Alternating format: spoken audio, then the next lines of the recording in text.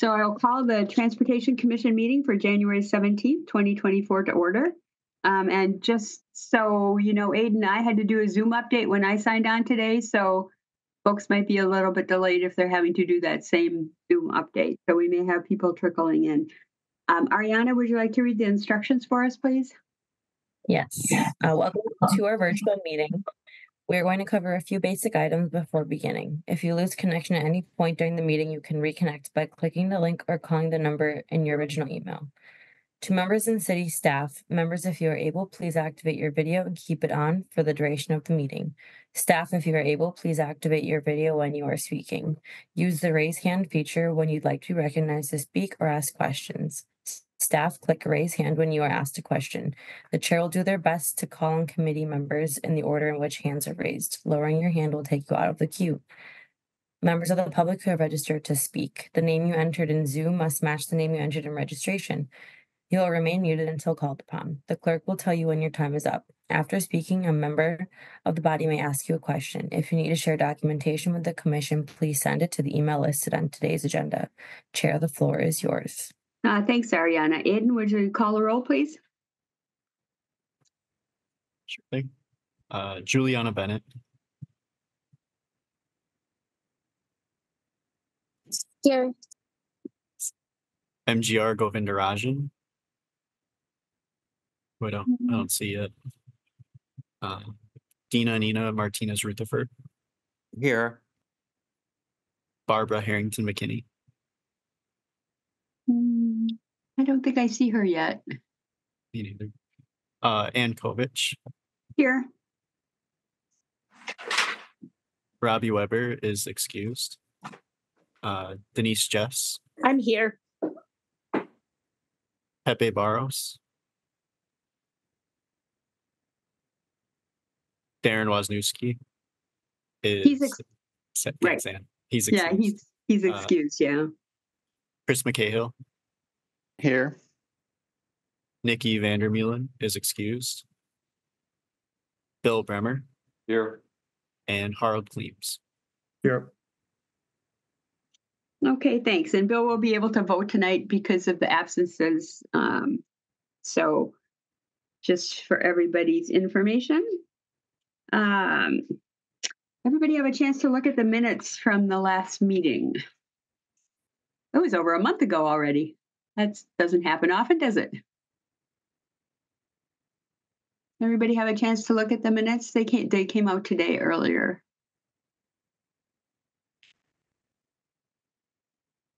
Anybody willing to make a motion? Chris? Yeah, move approval of the minutes. Okay, motion by Chris. Alder Martinez Rutherford, is that a second? Okay, there's a motion and a second. Any discussion? I will abstain since I wasn't at the meeting. Okay. Okay, we have, just checking, 1, 2, 3, 4, 5, 6, 7, 8. So we need 5 votes, so we should be good to go. So we'll show Bill as abstaining. If anybody wishes to vote no or abstain or ask for a roll call vote, please raise your hand. Otherwise, we'll record it as unanimous with Bill abstaining. Okay. Let's move on to the consent agenda. Whoops, I'm sorry. Before we do that, let's check and see if we have any public comment on items not on the agenda. Oh, Alder Govindarajan, did you have a comment? Sorry, just wanted to be included for attendance. I got caught up with the Zoom updates. Okay, yeah, I did too. So understandable. All right, we've got you down as attending.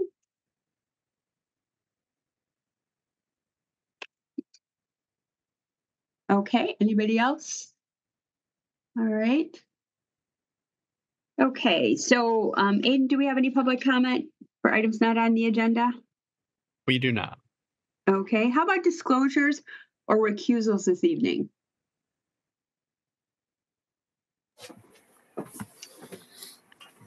Eric, did you have something? Yeah, let's see if I can get it. Oh, there we go. My wife works at Epic and I own Epic stock, so anything relating to the buses that are contracted with them, I would not offer any legal advice on, and other attorneys from the OCA are available for that if needed. Okay, thanks, Eric. We'll show that. Anybody else? Any disclosures or recusals? Harold? Yeah, I guess disclosure, Madison Bikes, of which I am the president, has advertised with Metro before, and we did not get the free nonprofit rate, but we might have gotten a reduced rate. And since the free profit rate is on there, I guess I should disclose that. Okay, all right. Thank you. Always good to disclose just in case, is my theory. Any other disclosures or recusals? Okay, so let's move on to the consent agenda. We have items number 2 through 8 proposed for the consent agenda. Do we have any members of the public register to speak on any of these items, Aiden? No, we do not. Okay. All right. Does anybody wish to have any of the items separated from the consent agenda?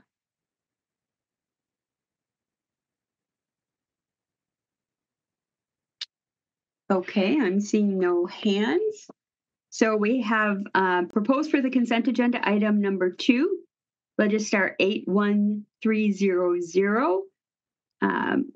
Item number 3, Legistar 81302. Item number 4, Legistar 81304. Item number 5, Legistar 81391. Item 6, Legistar 81392. Item 7, Legistar 81393. And item 8, 81570. Do we have a motion on the consent agenda? Move approval. I'll Okay. second. Okay, was that Alder Bennett? Okay, so Alder Bennett moved approval and Harold seconded. Any discussion at all? Okay. We're going to assume a unanimous consent vote unless anybody wishes to vote no or abstain. Please raise your hand. Okay. So that takes us down to item number 9, which is approval of the Metro Transit Network redesign refinements. So who's going to take, Sean, are you going to take the lead on that or? Yes. Okay. So we're getting ready for our March changes. So we kind of starting out with Route 75 to Epic. I've been talking about it a lot at TC. We started the little short trip that goes out to Maple Grove and McKee. As I mentioned, that's getting extended out to the end of the B line on Caddis. And then what happened is that when we were scheduling this, the bus has to pull out from our garage, and so we're actually able to provide some full trips as well. So it's not just trips out to the end of the B line; it's going to be some full trips.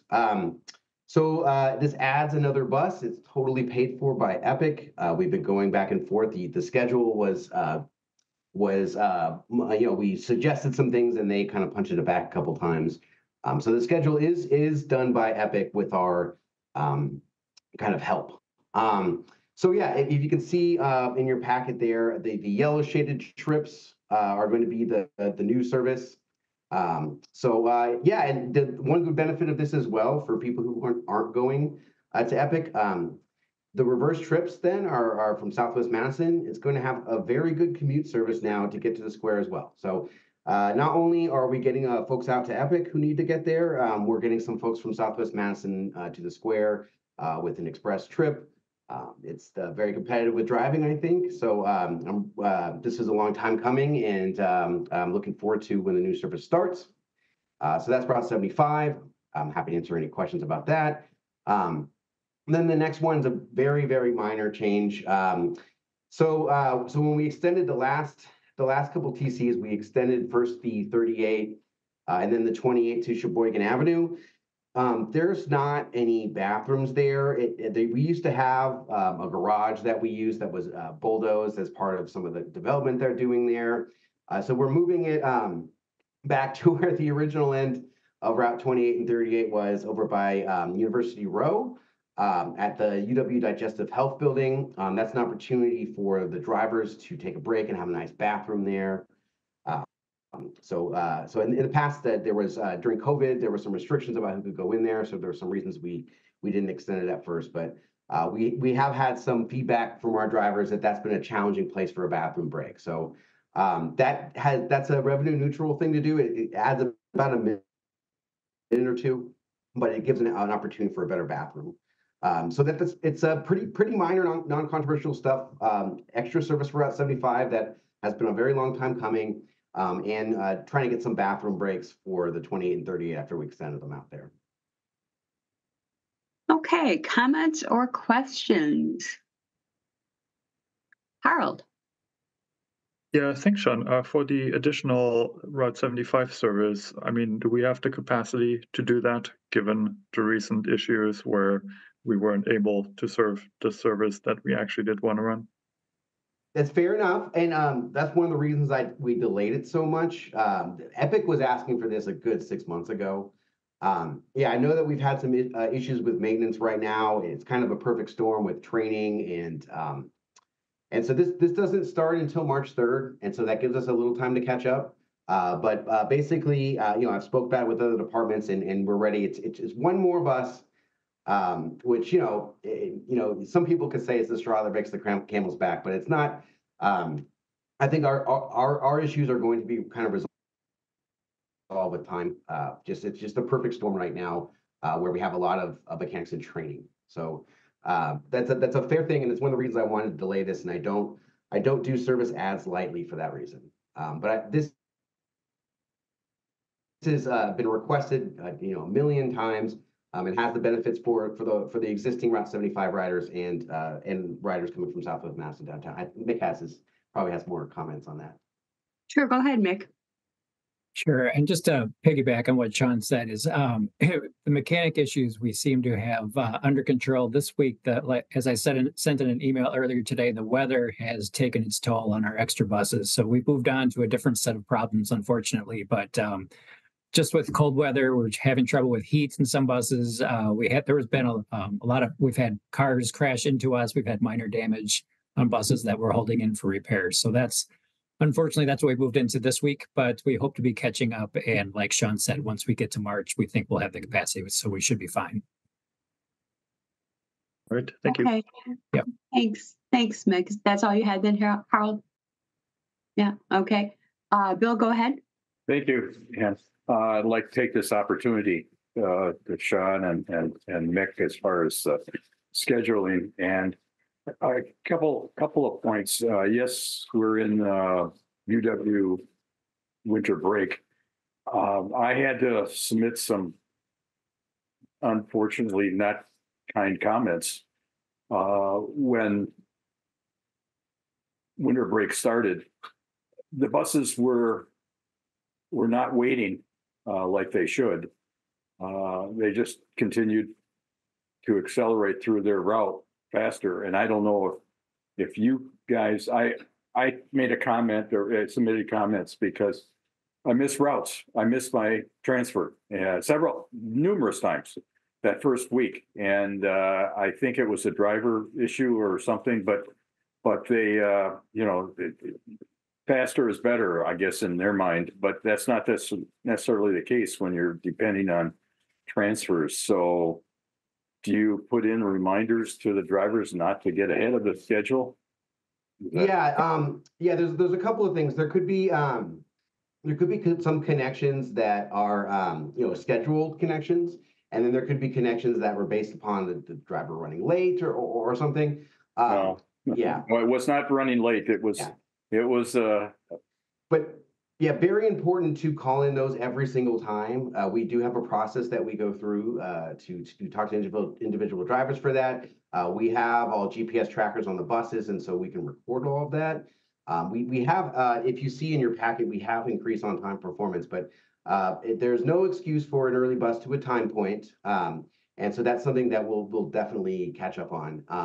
And then in the future too, it's something we're kind of looking into later for some new technology we're getting right now.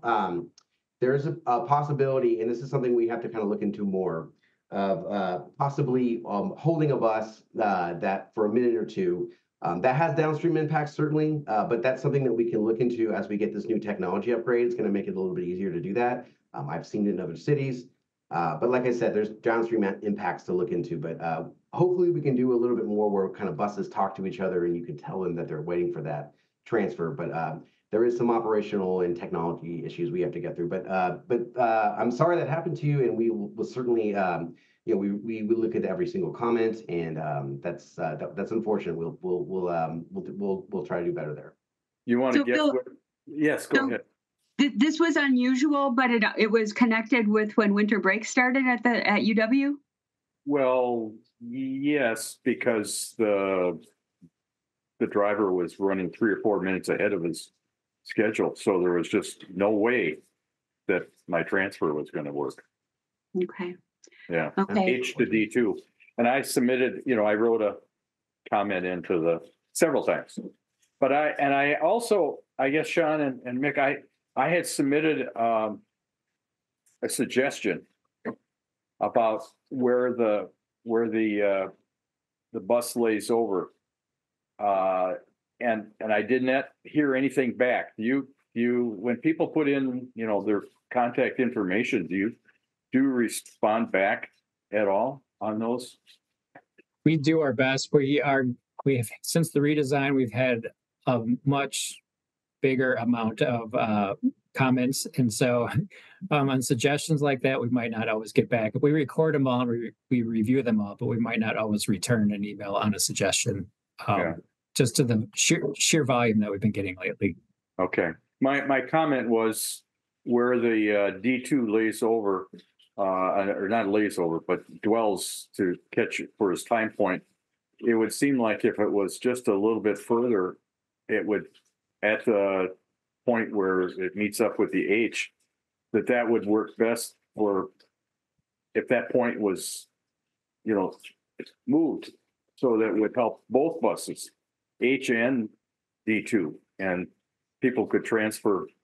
It's not just inbound, it's like H going over to the south transfer point. So, there'd be people that maybe want to do that rather than going downtown. And I think as we move forward, we're going to have, we're going to try to promote more ridership. And I think that's one of the key things that's going to happen is to get people that say, okay, you can take the bus without a pretty good high likelihood that you're not going to have to wait an extra half hour, and which is what happened several days that week. And so I guess it's looking at those I don't want to call them, I'll call them transfers, but you have a different word for it that you possible connection with, I think is the term you use now. So, but there was some controversy over what, how long a transfer should be, and the way we had it with the transfer points, they were all around 3 minutes or so, and so some people, if the bus comes in 15 minutes, they're fine with it. Other people wouldn't consider that a transfer. So there was a little controversy on how we did that. Well, I will say though, the December 3rd changes were significantly improved from the August changes. I didn't make the transfer all the time when UW was in session, but it was a lot more than it was in August. So I guess we just keep plugging away. I think there were changes that you did make that were, I guess I'll call them minor. And are you still doing those kind of minor 1 or 2 minute, 3 minute changes? So for this case, for lots of reasons, it's mostly we'll call it a copy and paste for March. Some of those minor changes, they might look minor to the general public, but they have a lot of moving pieces and they take a long time to do. That's certainly something, and we have an on-time performance that's included as part of the packet. We'll continue to monitor that. For March, there's not as many minor tweaks, nearly as many minor tweaks as December. As I've said at this commission before too, that we kind of just needed that service data from August, and the ridership was higher than we thought. So those December changes were kind of responding to some of the problems we had, which was kind of a good problem of high ridership. And then a couple of guesses that we kind of made wrong, but now that we had that whole, a couple months of service data from August, that was how we were able to fix December. There was just, with these new routes, we didn't have anything to base it off. Yeah. Well, I look forward to what's the name of the program? Clever? Yeah, Clever Devices is, the name of the contractor we picked. They're going to have a couple of bells and whistles that going to take a little while to implement, but I think it's going to be a very positive thing for Metro. Yeah, I look forward to that. Thank you. Okay, thanks, Bill. And Alder Bennett, before we move on to you, Ariana, could you please move Nikki Vandermeulen from attendees to panelists, and Alder Harrington McKinney as well? I imagine it's the Zoom update that got them both stuck over there as attendees. Yep, they are moved over. Okay, thank you. Thanks, Bill. And Alder Bennett, did you have something, or were you looking to do the same thing that I just asked for? No, I had a question, but I realized I think I'm just gonna send it in an email. Are you sure? Well, okay. It was just like a quick question, because I was listening to what Bill was saying and wanted to piggy off of that. I know I've heard some complaints from residents about missed buses, not particularly related to UW, but just that they were present at the bus stop, and when their bus came, they fully saw them and continued driving past. I think these particular complaints were this past week when Metro made the decision to move to the weekend schedule due to like weather conditions.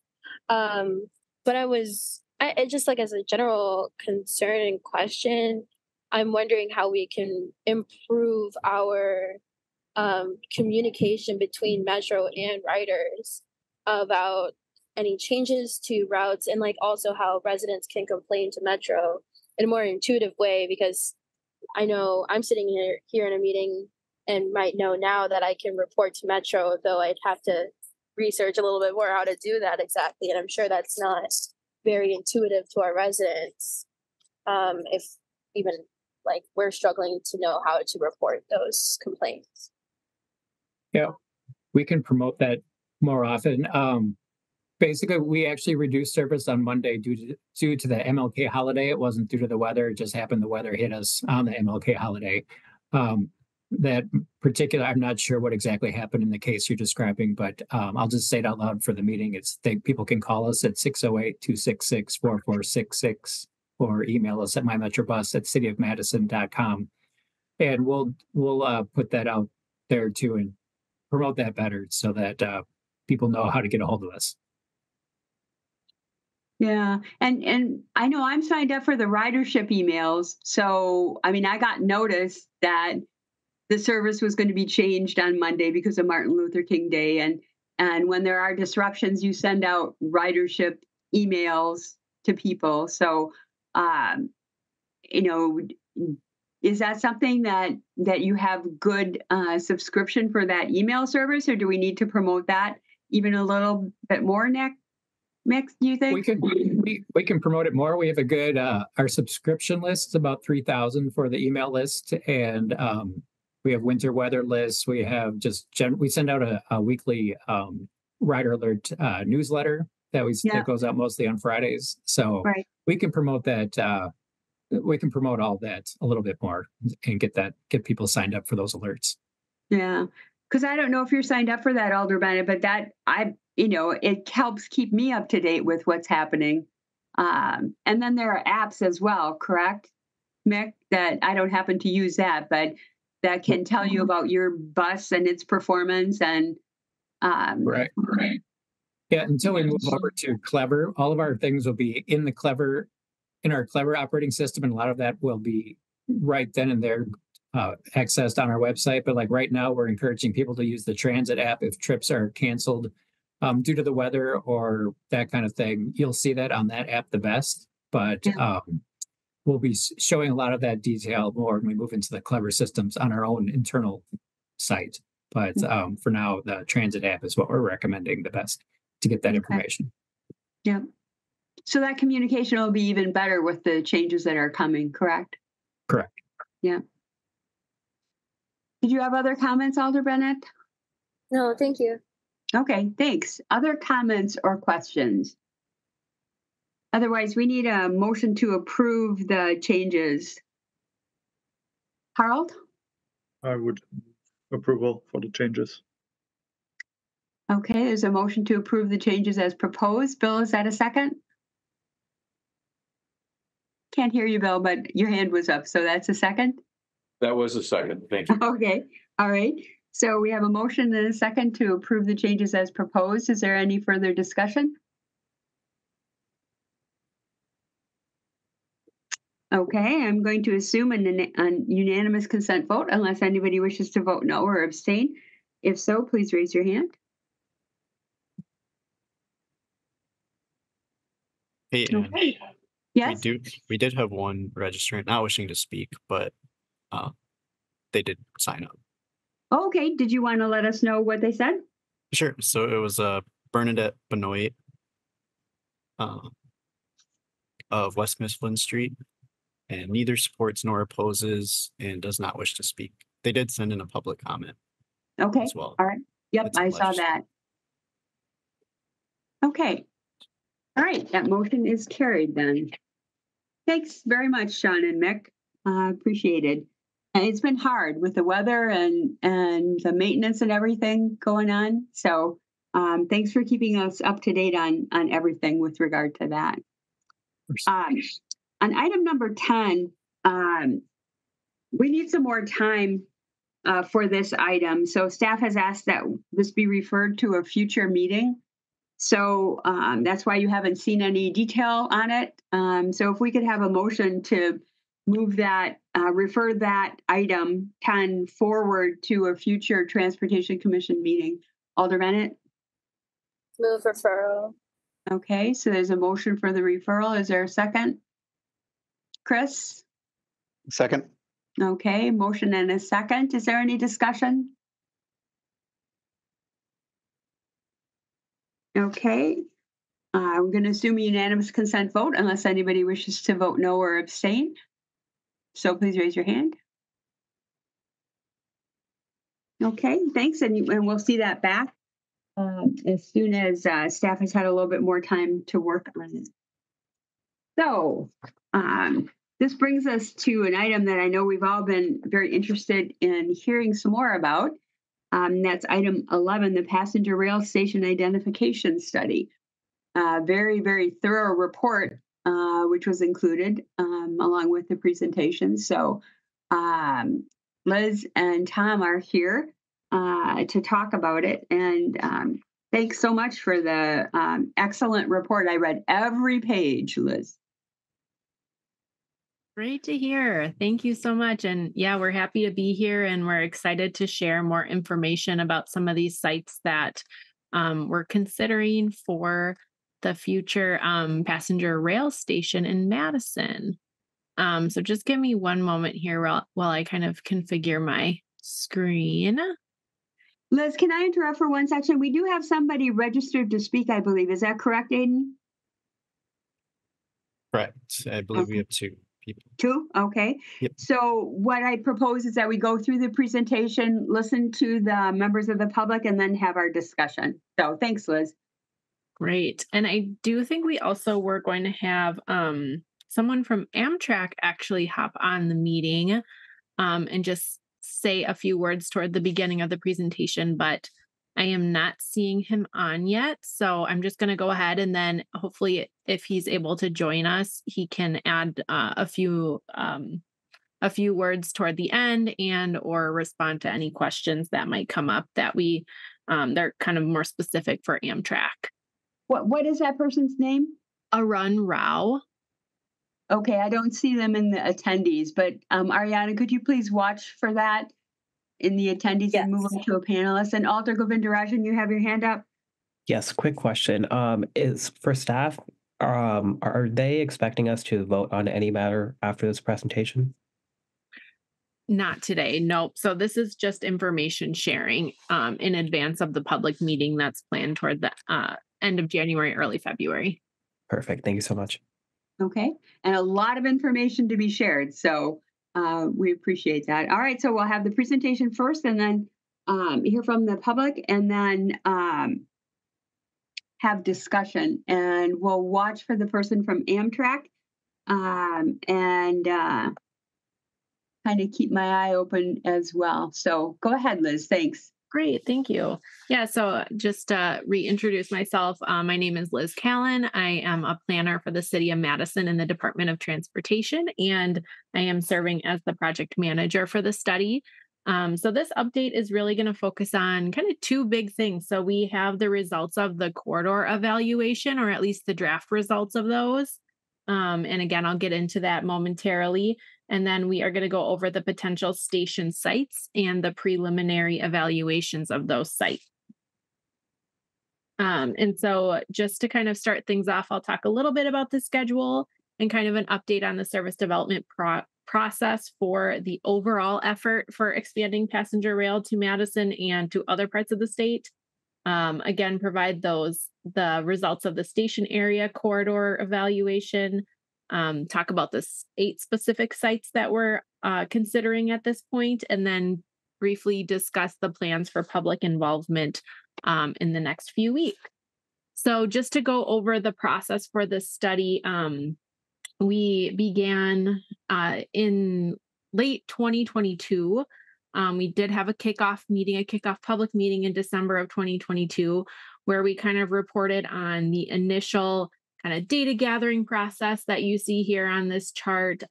We talked about some goals and the station program elements that we are looking at when we're talking about a station, and I'll kind of provide a quick refresher on those items because it's been a little while. And then we did provide those general station area corridors to the public at that point. And so now we have gotten to the point where we've kind of evaluated those corridors, identified specific sites. And so that's where we are today, providing everyone an update on that. And then by about mid-2024, later this year, we will be looking at really finalizing the study. So I just want to also emphasize the study is very much in draft form. And so a lot of this will change, and we expect changes and we expect tweaks to those evaluations that are in there right now, and more information to be added. And we expect to have that finished later this year. And then beyond this study is going to be supporting this broader effort. So this is really just one piece of the puzzle.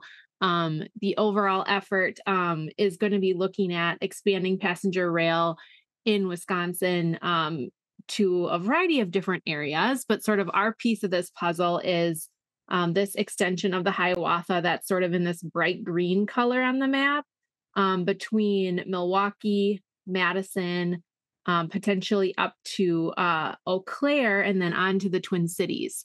So this is sort of the overall route where Madison would expect to have service connected to. And the plan for this specific route is that it could be developed in phases. So some of you might have heard, the Chicago, Milwaukee, Madison kind of leg, if you want to call it that, would be most likely one of the earlier segments that are developed, with then the future looking on to an eventual extension up to the Twin Cities.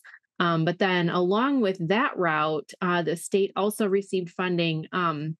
We found out in December that the state was awarded federal funds to plan for these additional expansions. So 5 different essentially 5 different corridors. And you can kind of see them on this map here. But the one that we're kind of focused on that would be served, that would serve the Madison station is that bright green one. But there's a variety of efforts, and can provide more information on that too if folks are interested. but kind of the big challenge and opportunity with this study is that there's a lot of different priorities to balance when we're looking at identifying a station site. So we want to, I think, first we need to make sure it meets sort of the logistics and technical needs of train access and operation. It has to be able to accommodate station program elements, and then it has to be feasible, as we understand it, to either own, acquire, or control in some way as part of the station. That doesn't necessarily mean the city of Madison has to own the site. It can be a public-private partnership that the portion of the station is leased for that use, and maybe there's a bigger use on the site. But kind of those three are sort of the criteria that were used when we were identifying the locations of the sites to even consider. And then other priorities that are important are minimizing environmental impacts, looking at how, does the site location impact ridership potential, making it, whether it's through proximity or access, ensuring equitable access to the site, and kind of just understanding what that looks like and how different sites might differ in that sense, capitalizing on economic development potential. So that's an opportunity for some of the sites here that we'll go over. And then finally, kind of, is there an opportunity to really have this station development be part of another great place in Madison? So is there an opportunity to kind of have this be maybe a mixed use opportunity, or connecting to other uses that are already existing nearby, and making sure it's connected and kind of activated maybe in different ways beyond just kind of its function as a train station for people to use maybe 3 to 4 times a day. So just kind of thinking about all those priorities as we're going through the evaluations. So first, to go over the station area corridor evaluation results. So this was the initial map that was presented to the public back about a year ago. And these are what we're calling the station area corridors. And these corridors are just these general areas around existing rail line where kind of we determined that a station could be feasible. So without looking at a specific site, we're sort of generalizing these areas and just trying to kind of narrow down those general areas among one another. And so the different criteria that we use to evaluate that were, again, kind of that rail operations piece. What is the access and multimodal connectivity like in that general area? What is the existing land use and development in the area? And what is the planned land use and development in that area? What do we think the ridership potential might look like? And then what does the equitable access look like in those general station areas? So you'll see a lot of detail on this in the report. I kind of wanted to spend a lot of time focusing on the sites tonight. So this is the results of the evaluation. Again, these are using those different evaluation criteria that I just went over and kind of rating them for each general station area as either good, fair, or poor. And just to kind of broadly summarize here, going down the list, starting at the campus corridor, that corridor is really strong, when it comes to proximity to people, jobs, and destinations. Equitable access is good in terms of multimodal connectivity, but difficult for vehicular access. And then the land use and development piece is great from a perspective of having great uses nearby that kind of could generate activity around the station, but maybe difficult to actually pinpoint a site in the campus area for a station. And then the rail operations are trickier in this corridor when you compare it to all of the others, because it's the furthest west corridor on the route when the train would be coming from Milwaukee heading into Madison. It would kind of be going, if you want to say, out of the way the most. And so then the downtown station area corridor is really strong when it comes to some of the same things as the campus, when it comes to proximity to people, jobs, and destinations, and equitable access. Slightly more opportunities for like parking, and then multimodal connectivity is also really strong in the campus area. The land use and development is more promising in the downtown area, with more kind of opportunities for sites, but then a lot of complementary uses. And then the rail operations are also kind of face some of the similar challenges as the campus corridor, but are a little bit more favorable. You're not quite coming as far west coming downtown. Then the east side. Liz, excuse me one moment. Is it Aaron Rao? Yes. Could you please move Aaron Rao from attendee to panelist? Yep, he should have a prompt to promote to panelist. So wherever and whenever you want those comments, you're good to go now, Liz. Just wanted to let you know. Okay, sounds good. Yeah, I'll continue to go through the corridor evaluation, and then if you don't mind, I'll kind of have you maybe say a few words from Amtrak maybe toward the end after I go through the sites. There's a few slides on sort of the overall timeline that I think would be good for him to talk about. So just to kind of jump back in, the east side kind of flip the coin on the other two. So it's stronger from a rail operations perspective because the train can kind of come in really easily, but doesn't have has more challenges when it comes to those other evaluation criteria, not as close to as many people, as many destinations, and not as well kind of connected from a multimodal perspective. First Street has, again, pretty good rail operations, but has maybe not quite as good proximity to people, jobs, and destinations, and equitable access as the downtown and campus areas. But also has really strong access and multimodal connectivity and land use. The Oscar Mayer corridor has, again, good rail operations when comparatively speaking, less proximity to jobs and destinations than the other stronger ones that I mentioned, but also kind of rates more in the fare category for the other items.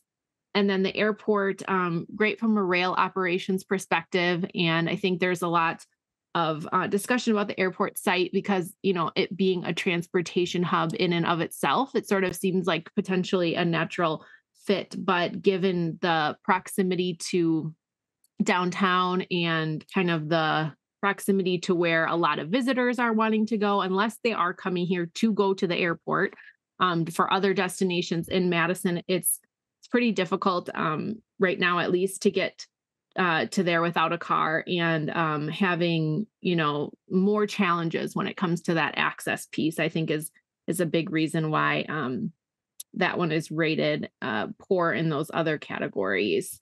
So kind of based on that analysis, we do have we have decided to move forward the downtown First Street and Oscar Mayer corridors, and we have at this time decided to eliminate the campus east side and airport areas from the evaluations. And so the sites that I will talk about are all within these three areas, the downtown First Street and Oscar Mayer areas. But I do, because this is kind of a long presentation and it's kind of talking about two separate topics to a degree within, or two separate phases, I do want to just pause here and just without maybe taking too long for questions on this piece, I do want to open the opportunity for questions on this piece before we get into Liz, typically we would do the presentation, hear from the public so that we have their perspective before we go into questions. Okay. That sounds fine. I guess if the commission members feel differently and wish for us to go outside of our normal, okay, we'll follow our normal. Please hold your thoughts and keep your questions, and we'll come back to them. Thanks, Liz. Yeah, thank you, Anne. You have to excuse me. I'm still learning the ropes here for the different processes here. But so this map again kind of highlights that we are kind of focusing on those three corridors. And really, I think the big takeaway here is, there's challenges and opportunities in all of these areas. Overall, we've heard that, there's a good likelihood that any station in Madison is going to be a good location because it's in the Madison area and there's a lot of potential for ridership there. But I think these three areas have just like that nice balance of those rail operation needs and logistical needs, but then also providing that access and proximity piece that is really important for passenger rail to be successful. So I'll get into the station sites. And so we are following Amtrak's guidance on the station program elements. And we've been working closely with them, throughout this study. But what we're kind of looking at when we talk about a passenger rail station is a station building or a space that could be within a larger building potentially, but a space kind of for that specific use of about 3,200 square feet. A platform, which would be kind of a surface, an elevated surface where people would actually be able to board the train directly from that. That would be kind of similar to the BRT platforms, but a lot longer. They have a 700-foot length desired in their design guidelines, but we have also heard that there is some flexibility to that. And we do have some sites that would not be able to accommodate that full 700-foot long platform. And basically what that would look like is that basically the train would be longer than the platform, but then just the certain doors just would not open at the Madison stop. So people would have to move to a different car inside the train to get on and off if they needed to do that at this stop. And then we also are looking at kind of different elements related to access and circulation kind of on the site. And then also just, of course, meeting all ADA requirements with this being a new station. It's a great opportunity to do that. A lot of historic stations are challenged in that way. So I think that's a great opportunity here to make this station fully accessible. And then the train layover and servicing is just another component we have to consider. So that would be things like the potential for overnight train storage. And that would be most likely if Madison was kind of a terminal station. So again, I mentioned at the beginning that this would most likely be developed in phases, and the Chicago to Milwaukee to Madison leg might come earlier. So that might mean that the train might actually lay over in Madison. So we'd actually need a space to accommodate that either on the site or potentially at another location along the tracks, but in the Madison area. So again, just kind of some of these elements, and this is sort of a refresher from last time. And the pictures I have shown here, this is the Milwaukee Intermodal Station. Some of you may have used this station. This is, it's a beautiful building. It has some great, great waiting areas. It has some vending. So this is kind of an example of one station style. And then it's probably slightly bigger than what we'd be looking at here in Madison. But then again, also slightly bigger, but the historic station, the Union Station, Denver, is kind of a neat example of multi-use space. So this is, again, a historic station and probably larger and more trains than what we would be looking at in Madison. But if you've ever been there, it's just an interesting, use because of all the different, there's different restaurants, coffee shops, bars in there. There's actually a hotel part of the building. So it's a very activated space. And I've actually been there a couple of times, and I've actually never taken a train out of the station. So I've been there for other purposes. So it's just an example of different opportunities and different kind of station styles we could look at. So then getting into the station site evaluation criteria, we'd be looking at a lot of the same things we're looking at for the corridors. But then we're also kind of getting down into another level because we're at that site level. So we're looking at, in addition to train access and operations, we'd be looking at site size and configuration. So can it fit, meet those station elements I just talked about? The site ownership and control. So what does that look like now? Is it feasible that it could be, made to work with a station? And there's different ownership and use kind of models throughout the country for stations, but which is nice because there's flexibility, but is it feasible that would be possible? Proximity to people, jobs, and destinations, equitable access and multimodal connectivity, now kind of drilling down at the site level, environmental resources. So is there anything on site or nearby that we would be concerned about from that perspective as far as negative impacts? And then what is the existing and what is the planned land use and development, both on the site and then kind of surrounding the site in the area? So these are the 8 potential sites that we're looking at.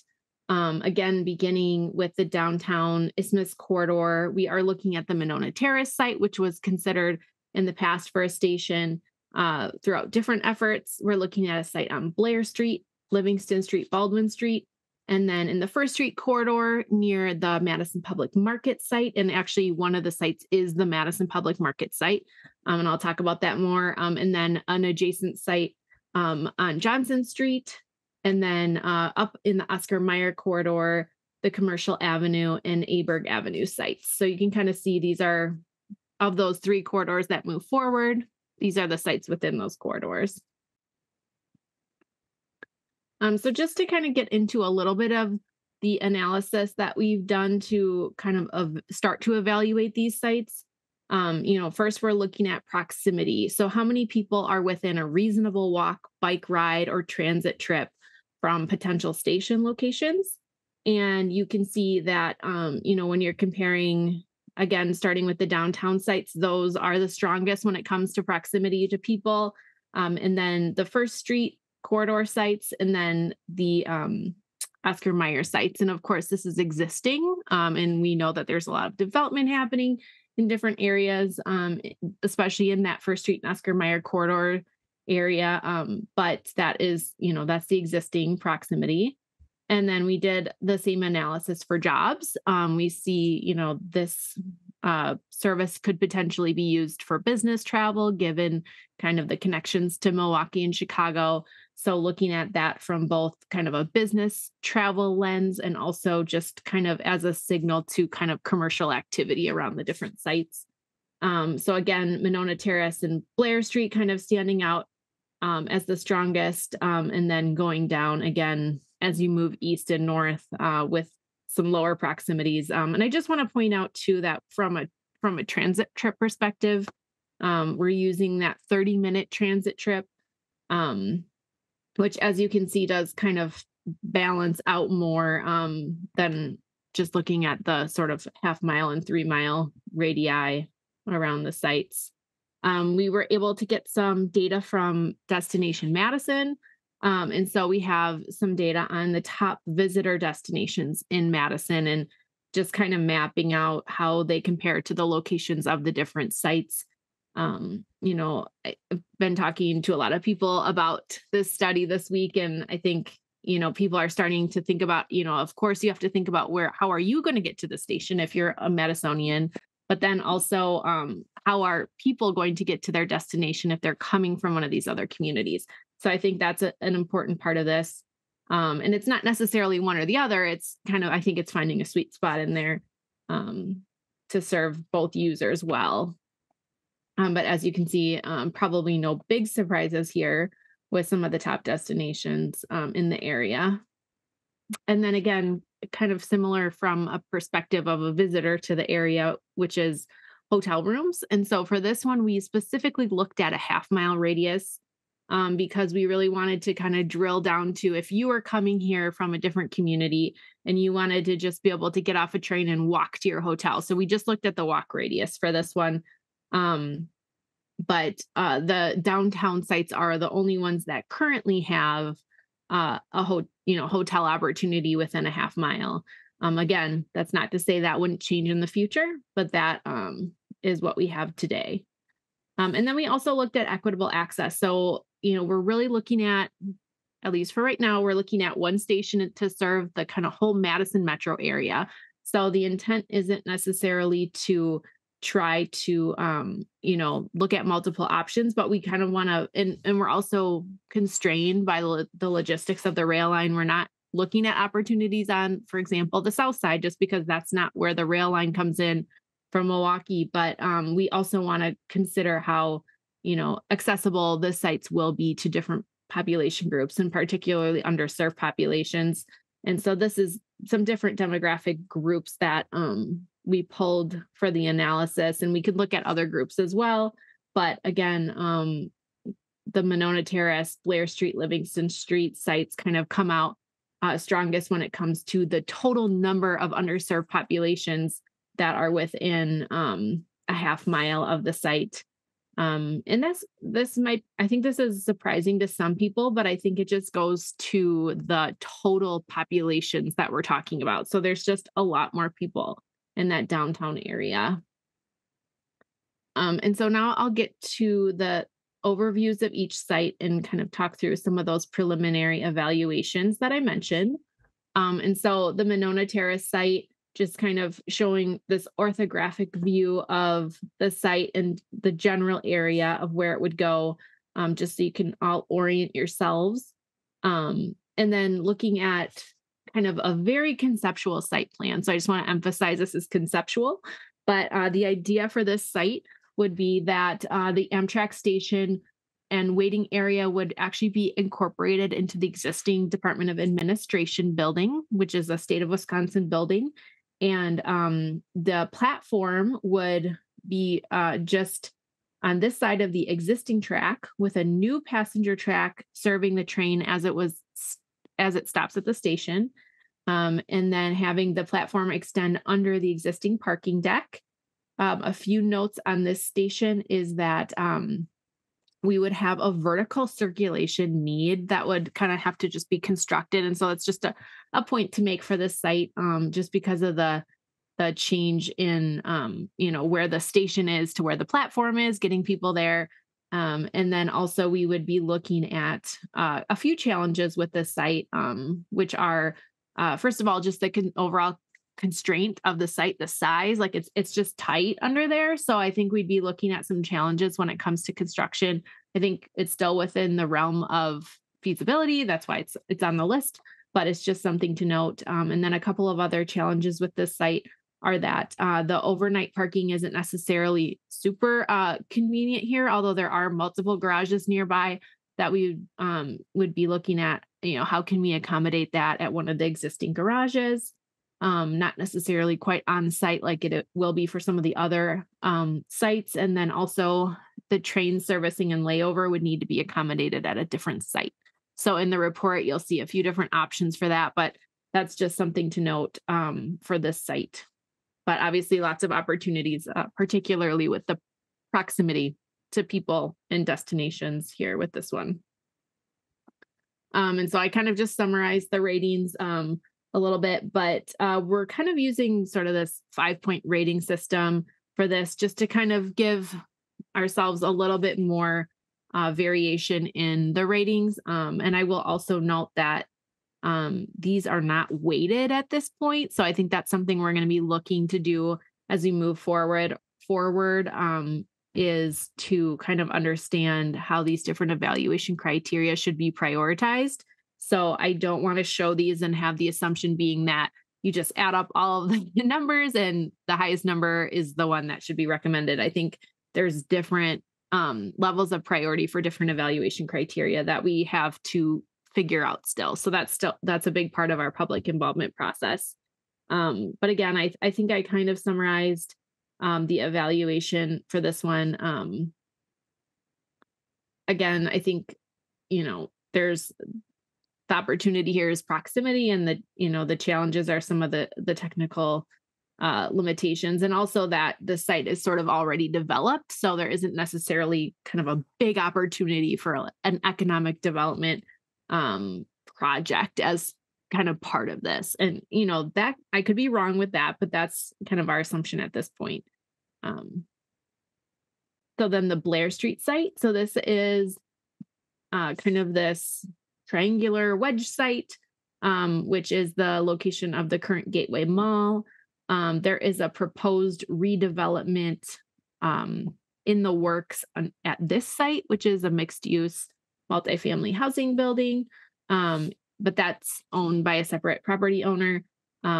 So what we're kind of thinking, again, conceptually for this site would be a new passenger track coming in here to serve the station. This site could accommodate a slightly smaller platform. So we'd be looking at about a 500-foot platform to kind of fit within that site here. And this is one of the sites that we're kind of considering as the potential for, that would have the potential for it being a part of a larger development. So we're thinking this wouldn't be a standalone building. This could be maybe a public-private partnership where there's, maybe multiple uses in this building. Maybe it's, a combination of restaurants, retail, housing, office. I mean, all to be determined, but that's sort of the general concept here.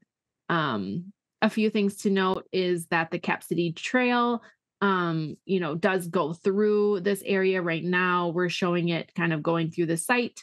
I think, that's again, very conceptual. I think that could very much change with, of course, continuing to maintain that connection, but just trying to figure out what that looks like.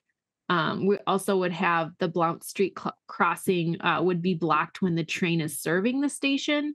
So we would have to just evaluate different options to kind of respond to that. So it could be grade separated. It could just be blocked. Or, we could consider closing it or doing other options there. And then we would be able to accommodate a small amount of parking on site.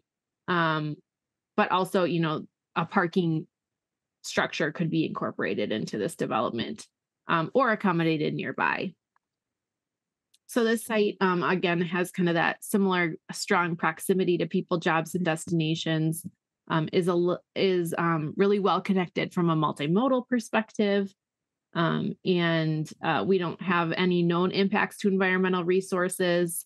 And we think, the timing could work out with the developer. So that's sort of a site that we've spoken with the existing landowner, and the timing appears favorable. Sort of they're open to the concept, but that doesn't necessarily mean it will be it won't be expensive. So I think that's another piece with the site ownership and control, is that our costs are unknown, but the timing could work potentially with that site. And then the Livingston Street site. So again, right now, a lot of industrial uses in this area.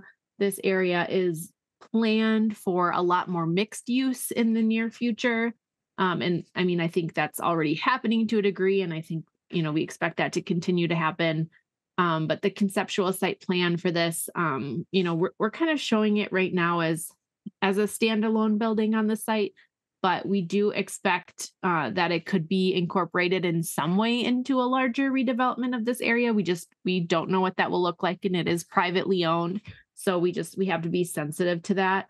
But again, we'd be looking at a slightly shorter than 700-foot platform. On all the sites, we are showing kind of this passenger siding here, where the train would be able to kind of move off of the main line to serve the station. Again, this is another site where we'd be looking at a street being blocked when the train is serving the station. So Livingston Street would be blocked when the train is serving the station here. So we would have to figure out different options to kind of respond to that. And then with the Livingston Street garage, right there, this would be a good opportunity for, just having overnight parking nearby. And this is another site where we would be looking at the train servicing and layover being accommodated at another site. So again, kind of similar to the Blair Street site, this one, a strong access and multimodal connectivity, has good proximity to people, jobs, and destinations, but has some challenges related to, what happens with that site as far as the redevelopment of it. So, if that site redevelops in the very near future, it may not be available for a station on the timeline of this project. So that's kind of a risk with this site, just that unknown piece of it. And then, the existing land use isn't necessarily super compatible with a passenger rail station, but again, having the plan for much more mixed use development in that area could make this a good opportunity for economic development and kind of more complementary activity generators on site or very nearby. So moving along to the Baldwin Street site. So this is the site that is adjacent to McPike Park, and it currently has some storage facilities on it. There's a plan for this site to kind of be an expansion of the park with, there was actually a point to recommend a commuter rail station at this site. So it's sort of in line with those plans, but not quite commuter rail, but it kind of meets that overall vision, I think, for the site to a degree. And this is, again, kind of a unique site for a passenger rail station, but could be very interesting, with it being a site at a park. We definitely would be looking at additional safety accommodations to, make sure with, let's say a potential playground located near the track, you'd obviously would want fencing to, protect kids from going onto the track or anything like that. But then we would be looking at the train being serviced at another site, and we would also be looking at a slightly smaller platform in this area. One of the challenges with this site is that the pedestrian crossing would be blocked. So we'd be looking at some different options to, again, respond to that. And with this site, maybe drop-offs are slightly easier, but the parking is a little bit unknown. So, it could be accommodated at the Metro Transit site, which is up here. But it's a little bit far from the station to expect people to walk. So, I think that would just be something that would need to be explored a little bit more when we're, if this site moves forward, kind of getting into the more detailed site planning level. For this site, again, this site is owned by the city of Madison, would require an agreement with the Parks Department. So that's a strong case, but actually the train access and operations are very challenging with this site. So it would actually have to stop on a track switch and then kind of back out. In the other sites, in the other downtown sites, the train would actually just be able to reverse direction using kind of, and there's more in the report on this, but what's called a flipping from push-pull. So the train itself would not pull the cars, but push the cars in the other direction. But in this case, it would actually have to back out. So a little bit more complicated from that perspective. And again, the proximity is good here, but the location kind of in the neighborhood is not necessarily a great match from a land use perspective. So that's kind of our preliminary evaluation of the Baldwin Street site. So then the First Street site, so we're looking at, this is the site that would be part of the part of the Madison Public Market site. So looking at, this site plan may look very different, but this again is conceptual. So having maybe the station be in this corner here with the platform, slightly shorter platform, again, maybe around 400 feet, we think could fit. But then having, the Madison Public Market building continue as is, but possibly kind of reconfiguring some of the vehicular movement on the site to accommodate the station. And then possibly providing some parking just offsite at this location. We would also be looking at train servicing and layover at another site in this example. And then again, a new passenger track that would kind of come off of this curve and provide more of a straight platform for the train to stop at, which would be necessary for ADA accommodations. At least that's how I understand it.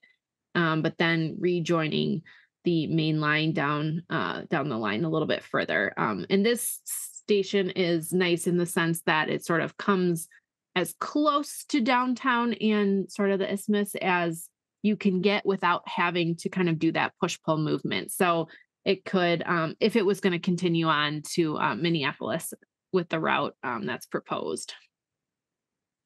We also think that this site is an opportunity for the site is, the complementary use of the public market.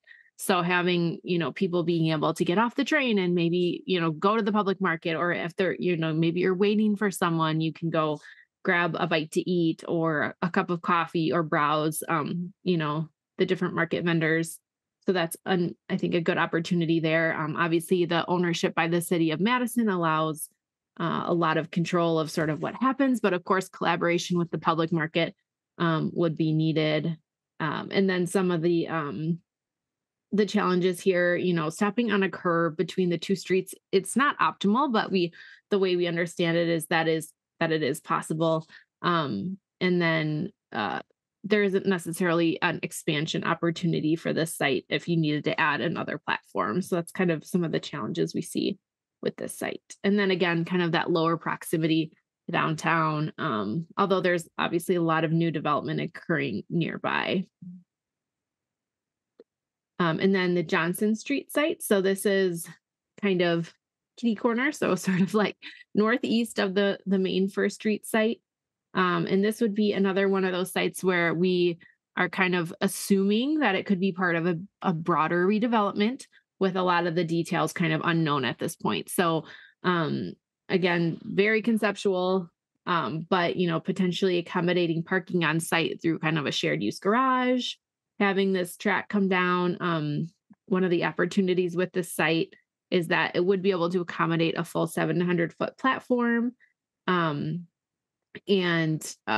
just the opportunity for kind of a neat, maybe potentially neat mixed use development here. Again, close to the public market, and some of the other development happening nearby. So this site ranks really well when it comes to kind of those first two logistic technical pieces, but then is a little bit more challenging when it comes to being not as well connected and not as well connected as the public market site from a multimodal perspective. But of course, that could be accommodated. But then also the proximity to people, shops, and destinations isn't quite as good here when you compare to the other sites that are further west. The Commercial Ave site. So this is one of the two sites up in the Oscar Mayer corridor area. So this is currently a vacant site, but is privately owned. And we recently learned that there are. Could you advance the slide, Liz, please? Oh, thank you. Yep, okay. Now it is. Okay. Thanks. So we recently found out that there are some other development possibilities being proposed on the site. So similar to a few of the other sites, there is kind of an unknown timeline as far as whether or not this would be available for a station. But we do have a meeting scheduled with that group next week to talk about it in a little bit more detail. But this site, is nice. It's a vacant site. So, if it did work out, there's a lot of different opportunities here. It could be a standalone station, but it could also be part of a larger redevelopment that has multiple different uses. It could most likely accommodate parking on site, and it could accommodate that full platform, kind of the full program really well, and would have the potential to even have kind of an expanded platform if that was ever a need in the future. Again, really good when it comes to kind of those technical pieces, kind of easy from a rail operations perspective, but then more challenging when it comes to these other pieces. And just a note, with the Oscar Mayer sites, we are with the sites within the Oscar Mayer corridor, we're kind of weighing the opportunity for economic development alongside, the existing proximity to people and jobs, and also the planned development that could occur there in the future that, might provide more proximity to more people, jobs, and destinations. So just kind of a consideration with both of these sites. And then the Aberg Avenue site. So this is the former site of the North Transfer Point station. And this is an interesting opportunity because I think it's a site that, a lot of folks want to see be redeveloped. It could be, again, part of a mixed use development opportunity. The city doesn't own this site, but it does have a lease on the site. So it does give a level of control that would be convenient for making this happen. It would accommodate a full 700-foot platform, and then, maybe more opportunities for kind of a little bit easier drop-offs, pickups, parking on the site. But it's also not as well connected from a multimodal perspective as some of the other sites. So we would be looking at adding some of those stronger pedestrian and bike connections. There is a proposed BRT station nearby.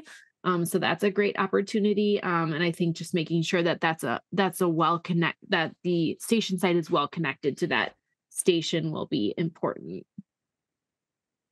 So again, currently doesn't have the proximity to people, jobs, and destinations as some of the further west sites, but it's great from a train access and operations perspective. And it's, it does have some existing challenges with multimodal connectivity. But again, that could be remedied. There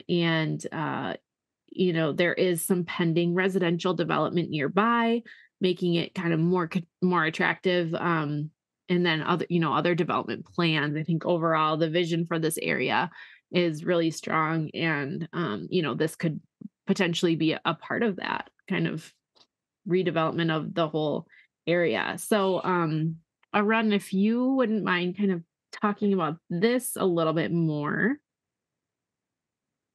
and then we'll kind of wrap up. Yes, can you hear me? We can, thank you. Oh, perfect, thanks.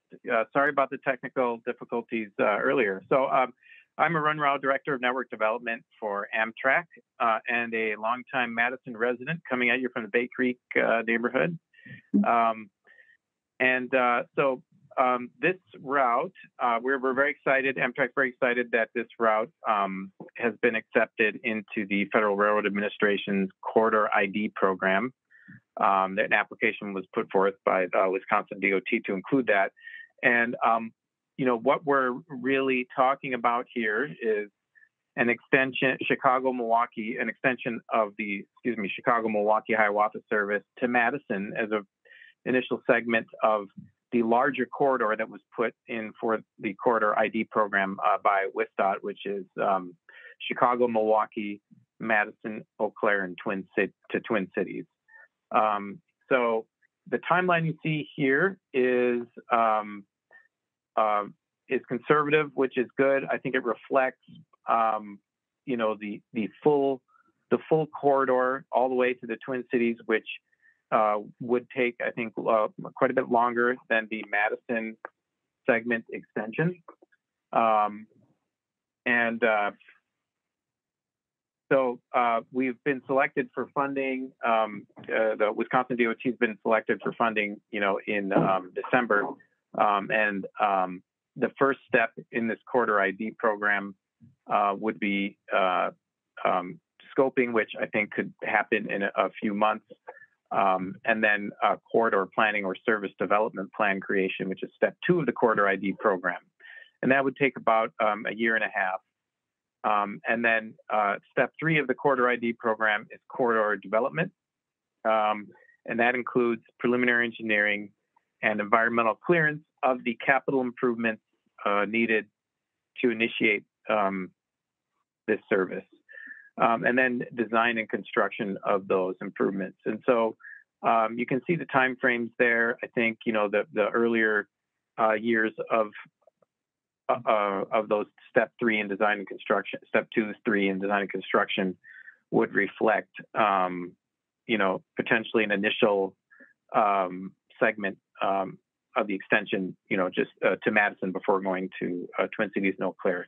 And Amtrak is very interested in supporting the state and the city and looking at ways to move along and sort of condense this time frame in these steps as much as possible, because we view this as one of the most promising extensions in the country in the Corridor ID program in terms of commercial viability and feasibility. So,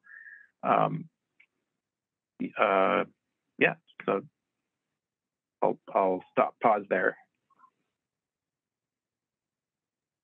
All right. Thanks, Arun. So I'll just kind of wrap up, and then obviously questions can come to either of us or Tom or anyone else on the call.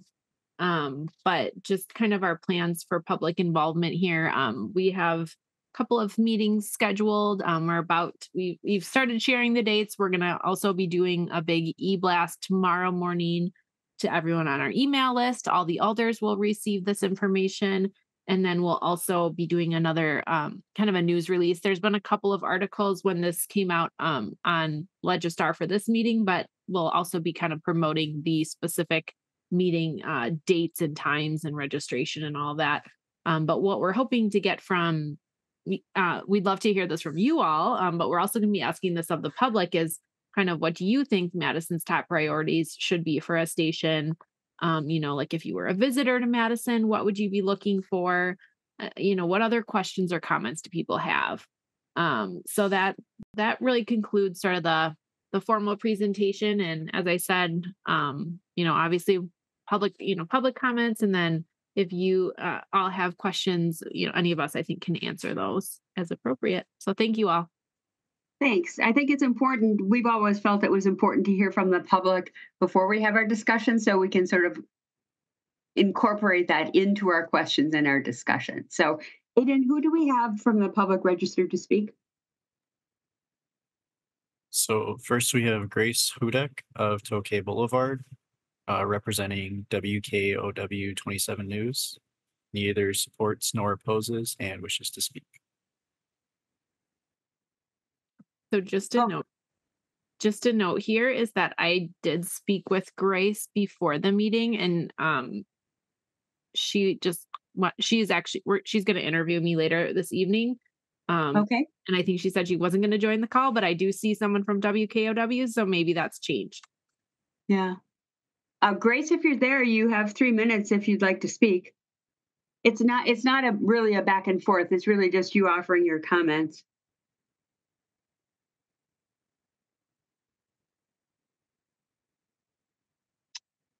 Are you there?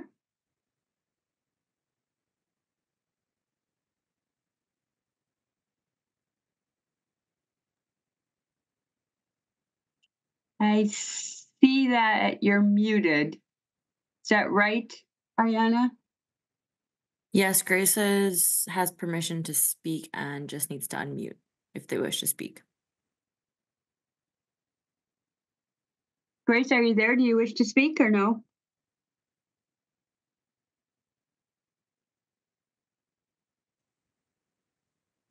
Okay, why don't we come back to Grace? Who else do we have? Aiden? So next we have Benny Gabriel Ramirez Gomez of Fisher Street. Neither supports nor opposes and wishes to speak.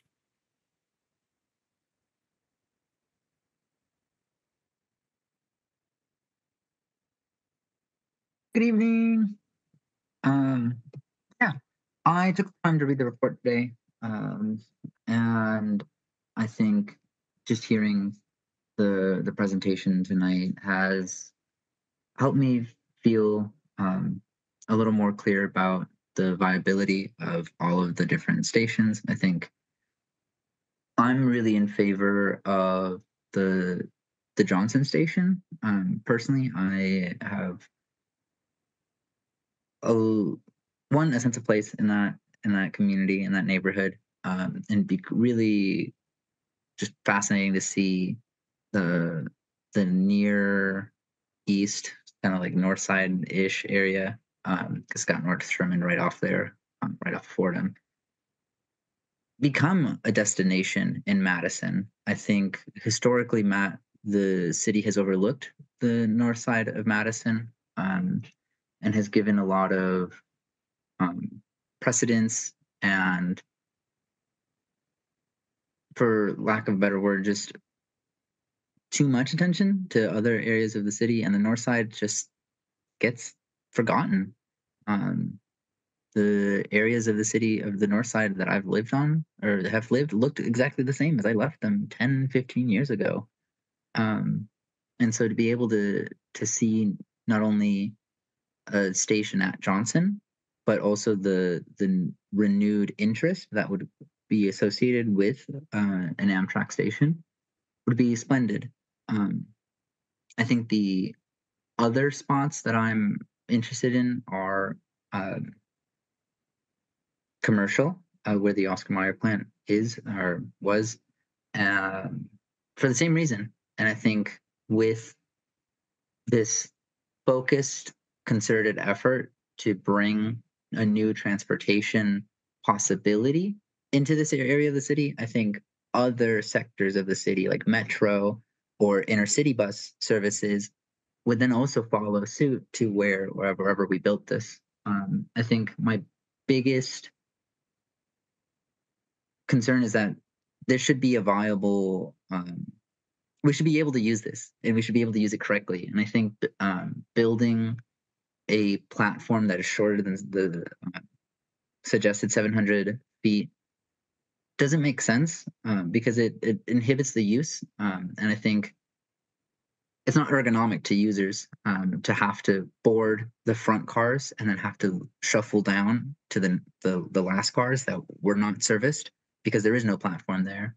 And so I think that eliminates a lot of the other stations if I think like this focus on ergonomic use. Because again, we want people to be able to intuitively use the train and intuitively be able to have access to this transportation. And I'm less so concerned with parking because I think, for one, as a Madison resident who has, well, I've used the airport a few times, but if I'm going to be going to the city, I've used the intercity buses a lot. I normally just get dropped off or take public transit. I'm not interested in parking, and I think if we're, especially given the distance of both Johnson and Commercial, I think that would be like a sweet spot in both access to people who are coming. That's my 3 minutes. Thank you. Okay, thanks. Thanks so much. Does anybody have any question for the registrant?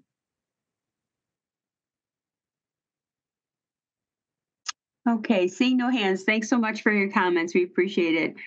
Grace from WKOW, did you wish to speak this evening, or are you just monitoring the call? Monitoring the meeting?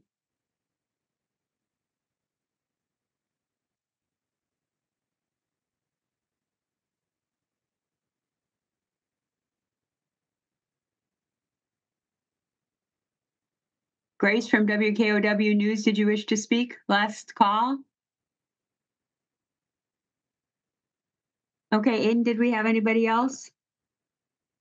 Our last registrant was Alfred Matano of Ross Street, supports and wishes to speak, but I don't believe I see him in the participants list. Ariana, I don't think I see him either. Do you? No, I do not see that registrant. Okay, Aldo Romo, you have your hand up? Yes, Al contacted me by email to say he had difficulty being let on by the Zoom, and he wondered if other people might be having difficulty too. And I also wonder, since this is such a buzz and hardly anyone is registered, so I wonder if there is some technical glitch that's affecting participation. But I don't know the answer, but I just thought I would tell you. Thanks. Yeah, I know I had to do a Zoom update when I signed on myself, Alder, so I don't know if other people were experiencing that same thing. I don't see him in the attendees queue. Alder, we do also accept public comments even after the meeting. So if they want to send an email to Aiden or to the Transportation Commission email address, we'd make sure that it would get out to all the commissioners, and we would post it in Legistar as well. So that's an option if somebody's having trouble getting into the meeting. Anybody else, Aiden? Nope, that was our last registrant. Okay, thanks so much, everybody, for your comments. So now comments or questions from the group. I think Alder Rummel, you had your hand up earlier. Did you have a question? Oh, I have so many questions, and I don't know that I should go first, so I will let you decide. I do have questions and comments. Well, you had your hand up earlier, so if you want to go ahead, it's up to you. If you want other people to, you want to hear what other people have to say, you're welcome to go ahead, Alder. I'll just start, and I can always raise my hand again. I'm sure people have really good comments to make. I raised my hand initially because one of the first slides talked about how the east side was being not included, but I realized with a later slide, but was what you meant was that the incoming rail route that goes through like wherever it comes into the city, that goes basically through like Shanks Corners and then goes downtown was what the presentation meant. And so that was why I raised my hand. But I just, well, it's not even a humble brag, but I've been through this before. I lived through the 2010, 2011 decisions and discussion, and I took away some real like things that I wanted to remember moving forward. So I just wanted to share some of them with you. And that's what I guess for my notes tonight, I'm calling the safety infrastructure. According to Director Lynch and Liz Kellen, we have not yet delved that deep yet. And so I understand that's a fact, but it's hard for me to say the absolute best station that I could like rally around without knowing, will there have to be fencing all the way to downtown if it was at Monona Terrace? So, obviously by a park at McPike Park, it makes sense to put fencing, but, back to that neighborhood that's not being included, they're still going to have the rail come through on the green line. And so, the infrastructure of safety will start, as soon as it gets into a residential area. And the other one that we dealt with before issue was street closings. And at that time, WSOR was keen on closing the Isthmus rail corridor streets. And maybe high-speed rail and Amtrak are different animals. I don't really know enough. And they wouldn't do that. But that was another consideration that I have. And the third thing that just got mentioned, like I posted about this on Facebook over the weekend. And, I get pretty good coverage in general as a person who's very active on Facebook. But I have to tell you all that as of last night, 170 people made comments on my Facebook page about the route that was in the newspaper. And I asked people to weigh in, and I won't go into great detail, but most of the people generally liked the stations 5 through 8 the best, and maybe because they're East Siders, I don't know. But one of them raised the question of there's a bridge crosses the river at the Yahara River, kind of like around Main Street, and it's like 100-year-old bridge. And what is the impact of having to replace that bridge? And currently it goes over the Yahara River Parkway, which is a beautiful gem connecting the two lakes. And would some of those pedestrian routes have to go away? And then another major concern, and I learned so much on my Facebook page. Please go poke your head in if you're so inclined. But one person sort of got me down on understanding that line coming into the city, the green line coming from wherever, doesn't cross any major arterials.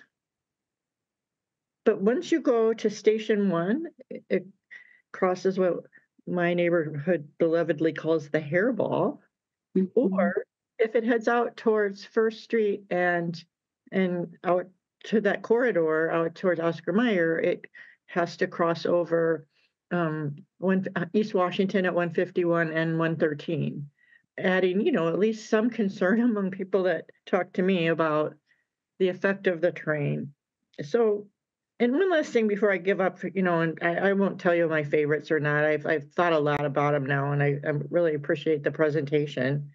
But when we have this evaluation criteria called environmental resources, and never once was it triggered, I just want to remind people that this is a diesel-fueled vehicle, and air quality will be an issue at every single location.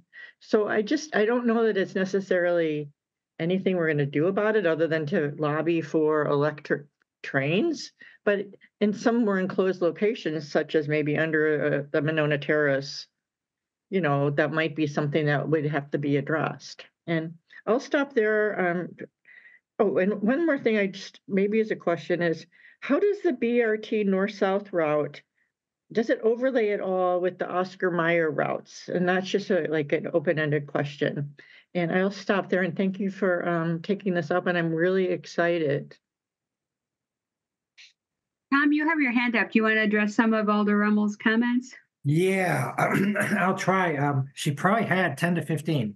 So maybe next time we'll do them like in 3 or 4 question segments. This will be regular passenger rail. It won't be high-speed rail. So the classification will be slightly different and the requirements different. That being said, there probably will need to be some corridor safety improvements that go along with this, right? And so there would probably have to be some fencing that's put on, and we've actually already proposed some fencing on different grant proposals. The street closure requirements would be different. Right now, they tend to be of most influence near the isthmus and less influential apart from the isthmus. And officially right now, we are just saying that the streets could either be closed, they could be grade separated, or they could remain in place and a train would block them for a certain amount of time. Your concern regarding the pedestrian bridge over at Burr-Jones Field, I think, I don't believe that would be impacted, if that's the one that you were speaking of. No, it's on the side of the Willie Street side of the isthmus between Willie and East Wash. There's a bridge that the train would have to use to cross the river. Yeah, maybe I might not be as familiar with that. Maybe Liz or Mike Chekbala might be able to answer that. So those,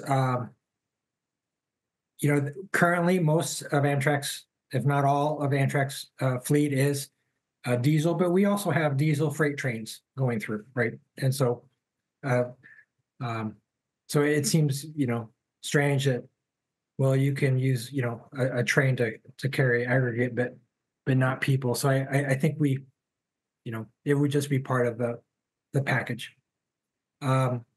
Those are the questions that I can remember, and then perhaps Liz or Mike might be able to answer one or two or the others. See, Mike has his hand up, Tom. Mike, did you have some comments? And then we'll go to you, Liz, if that's okay. Yeah, good with me. I just wanted to address the BRT question. So I think connection to transit and particularly BRT is very important to this. If you look at the dots on this map compared to the BRT lines and stations, which are also on this map, you'll see that they're all pretty close, but not super close. So all of these stations would have access to a BRT station with a walk of a block or 2 or 3. The yellow dots near Oscar Mayer have significantly different access to the BRT system in that they would only have access to Route B. The pedestrian environment up there crossing Packers Avenue is also not quite as good. So, looking at it from a transit perspective, the other 6 that have access to both BRT lines have essentially double the access to BRT. The downtown ones, or at least the isthmus ones, I guess all of those would also have access to a lot of our other frequent routes like the C and the D lines. But I can go on and also talk quickly about that bridge. So it would go over, if it went downtown, it would go over 2 bridges crossing the Ahara River there, one on the south side of East Wash and one on the north side of East Wash. Both of those bridges are very old bridges. We would have to look to see if they would need to be replaced. But typically, these old railroad bridges, they were built really tough, and the freight trains typically are heavier than passenger trains. So we'd have to take a look at it, but I don't know if they would have to be replaced or not. And Liz, I also see Arun has his hand up, so I don't know if you have something to say, if you want him to go first. Yeah, Arun, you can go ahead and jump in if you're going to respond to the question maybe about the trains themselves or Sure. Yeah, just really quick in response to the diesel question. The new Amtrak locomotives and state-owned locomotives are EPA Tier 4 compliant diesel electric locomotives, which means they have about 96% lower emissions, NOx emissions, particulate matter emissions than the standard freight locomotives that we have around the city and the older Amtrak locomotives. So transitioning the fleet to those locomotives is happening now. They're already running pretty much all across the Midwest. So thanks. Okay, thank you. Liz, did you have any other comments? I don't think so. I think that covers my notes for the questions. Okay. Alder, did that get everything that you needed, or did you have more? I might speak later about like my thoughts on the different stations, but I'll give up the floor to somebody else's question. Thank you. Okay, Harold, go ahead. Yeah, thank you. Very interesting report and presentation. I'll maybe start with a higher level question about the process. So this is here for informational purposes. There will be a public meeting, but I guess what I'm trying to understand is after the public meeting, like, is there still an open question whether, like, if a lot of people come out to the meeting and say like, oh, but we really love the airport, we're going to reconsider that, or is that decision has been made and the focus is now on the station within those 3 identified corridors, the station locations? Tom, go ahead. All right, I'll start and then Liz can probably add. Oftentimes I think what we like is that we select a station, right, or a location or an option where we get the most votes and most people are in favor of. This process probably won't be that straightforward because there's a variety of factors, right?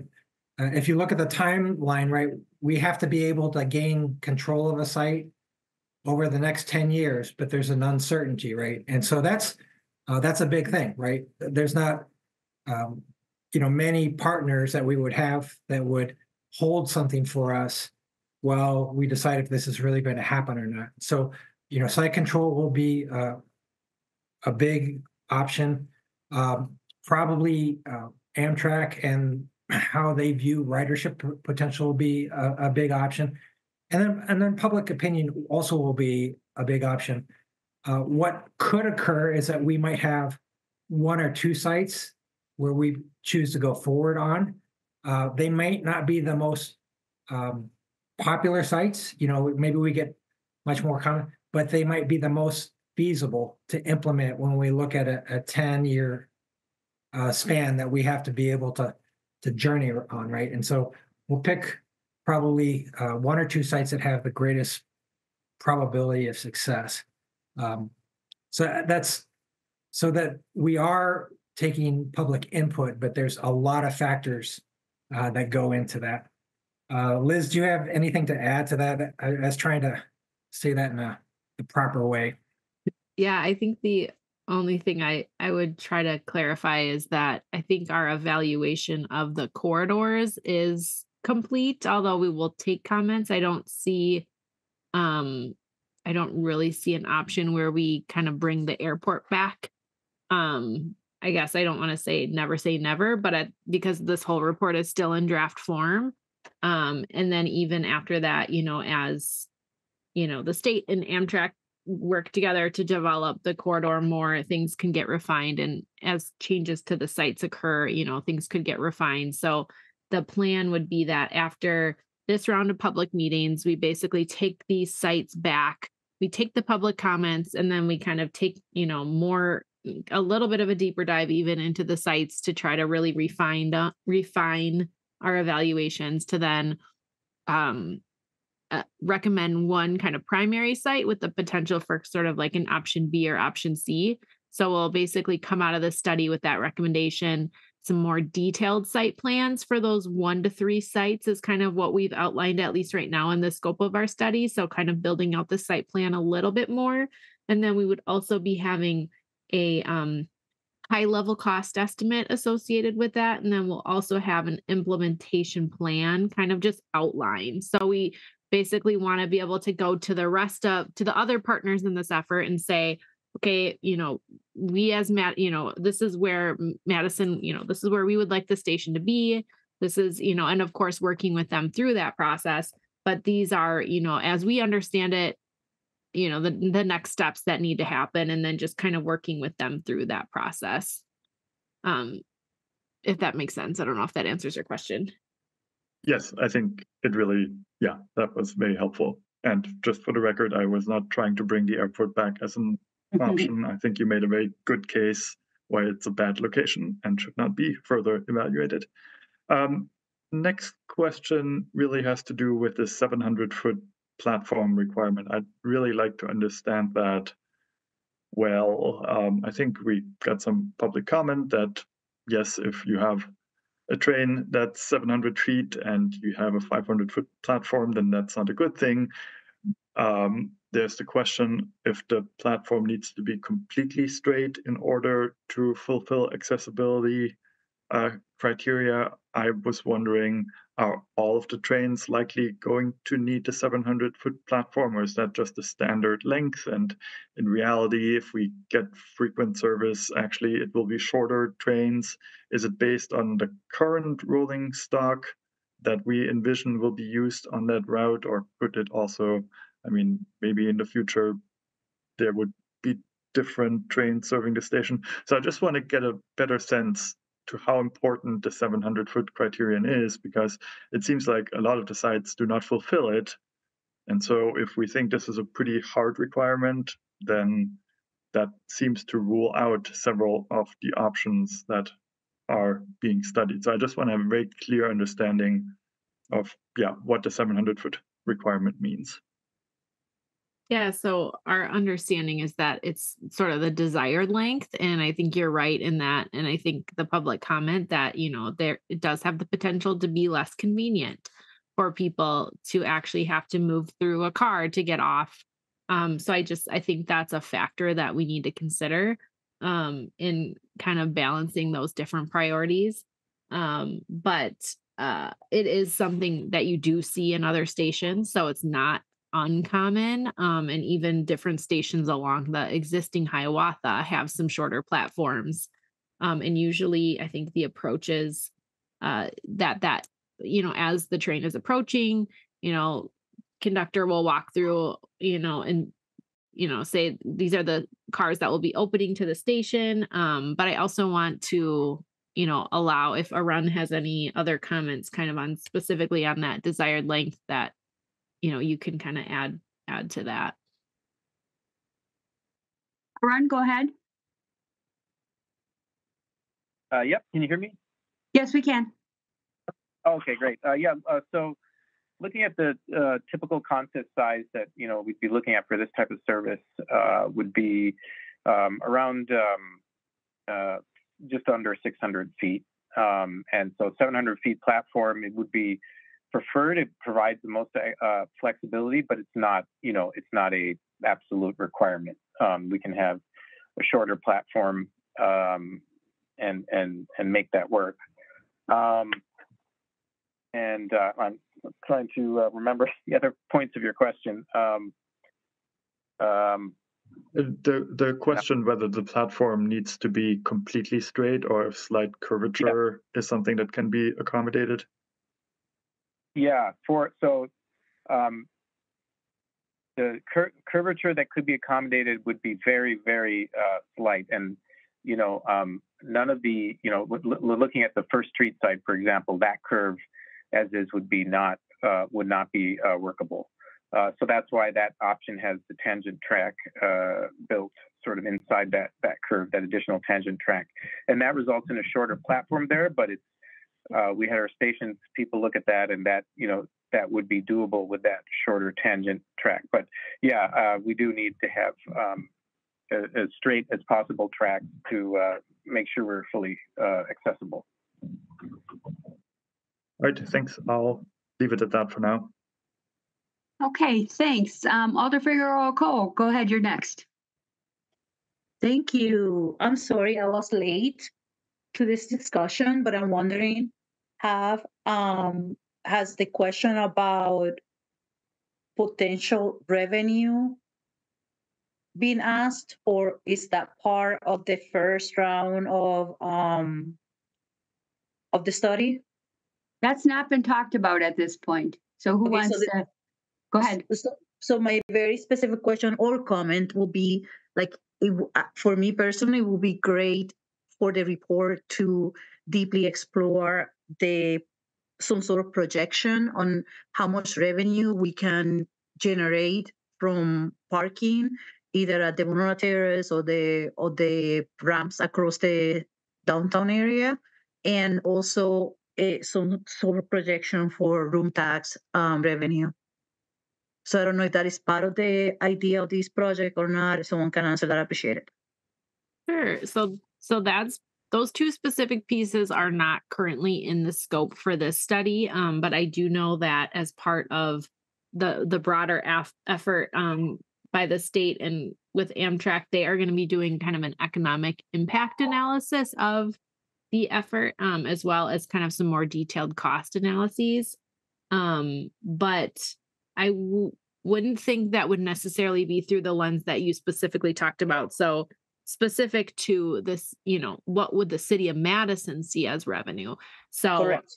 We could certainly, look into providing some high level numbers based on the estimates that we are seeing from, overall ridership but that might not be part of the study, but it may be part of kind of our partnership with the larger effort. So they're going to be also doing some more detailed ridership forecasts. And so that's not necessarily part of our study, but that would kind of inform kind of Madison's potential benefit. But that's not really going to get to kind of the differences with the different stations.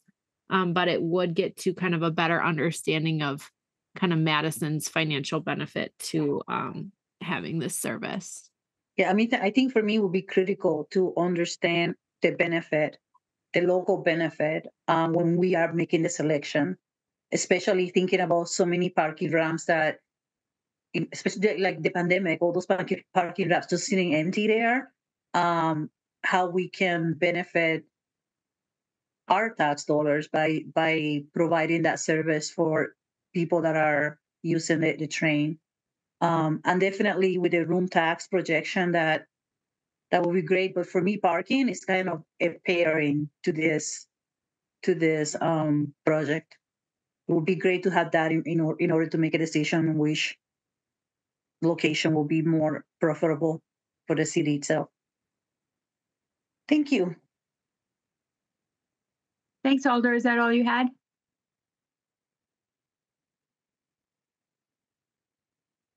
Alder Figueroa Cole, was that all you had?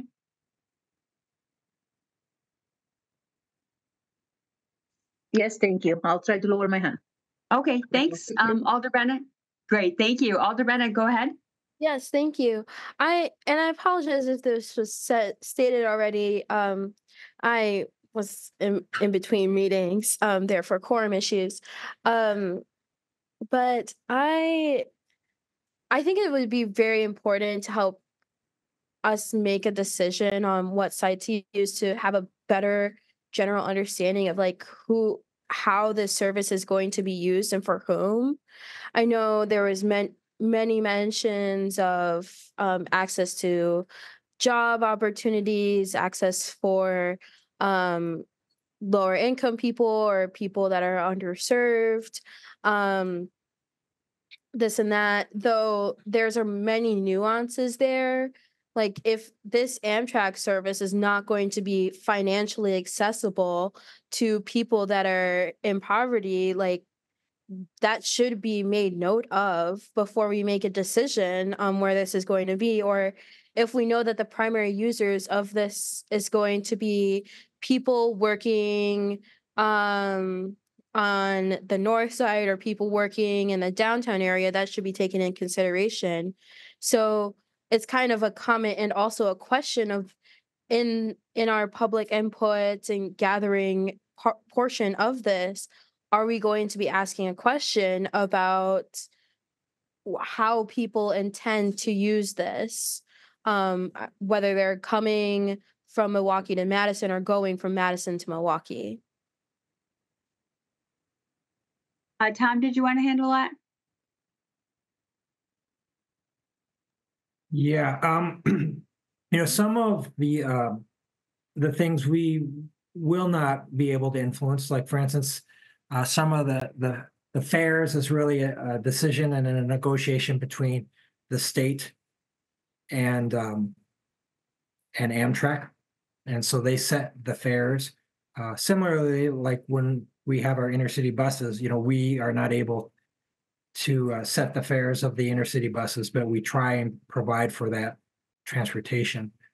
I think the intercity travel market is somewhat complementary and reflective of what we see in our intercity buses, right? So where we see, a lot of campus students using the intercity buses, and so that's kind of one clientele.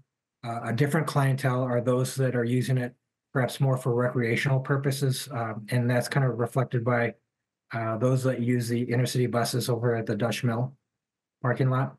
I think there is perhaps one passenger component that Amtrak may capture a little bit more effectively would be maybe the business traveler, that probably isn't being captured to a great extent by our intercity buses. So that's probably the markets that Amtrak would be looking at, and you're since you are on campus and you've represented the campus for a while, you should be pretty familiar with how the intercity buses are used and the like. Yes, I do. Thank you for explaining that. But for the second portion of that question, are we like, would you help me understand if that's going to be, if we're going to incorporate feedback on how people intend to use the this rail? Yeah, I think we can certainly kind of incorporate that into kind of our public comment questions that we're asking people. Yeah, I think there's, like, as Tom said, there's kind of different general understanding of sort of users, but right, we don't know exactly how people would like to use this or plan to use this, and so that I think would be a great thing to try to have a better understanding of. And as I mentioned earlier in the presentation, visitors to Madison for whatever purpose, that's a tricky market to get answers from, because we're primarily working with the Madison community. So that's one of the things that we don't necessarily know the answer to, but I think the corridor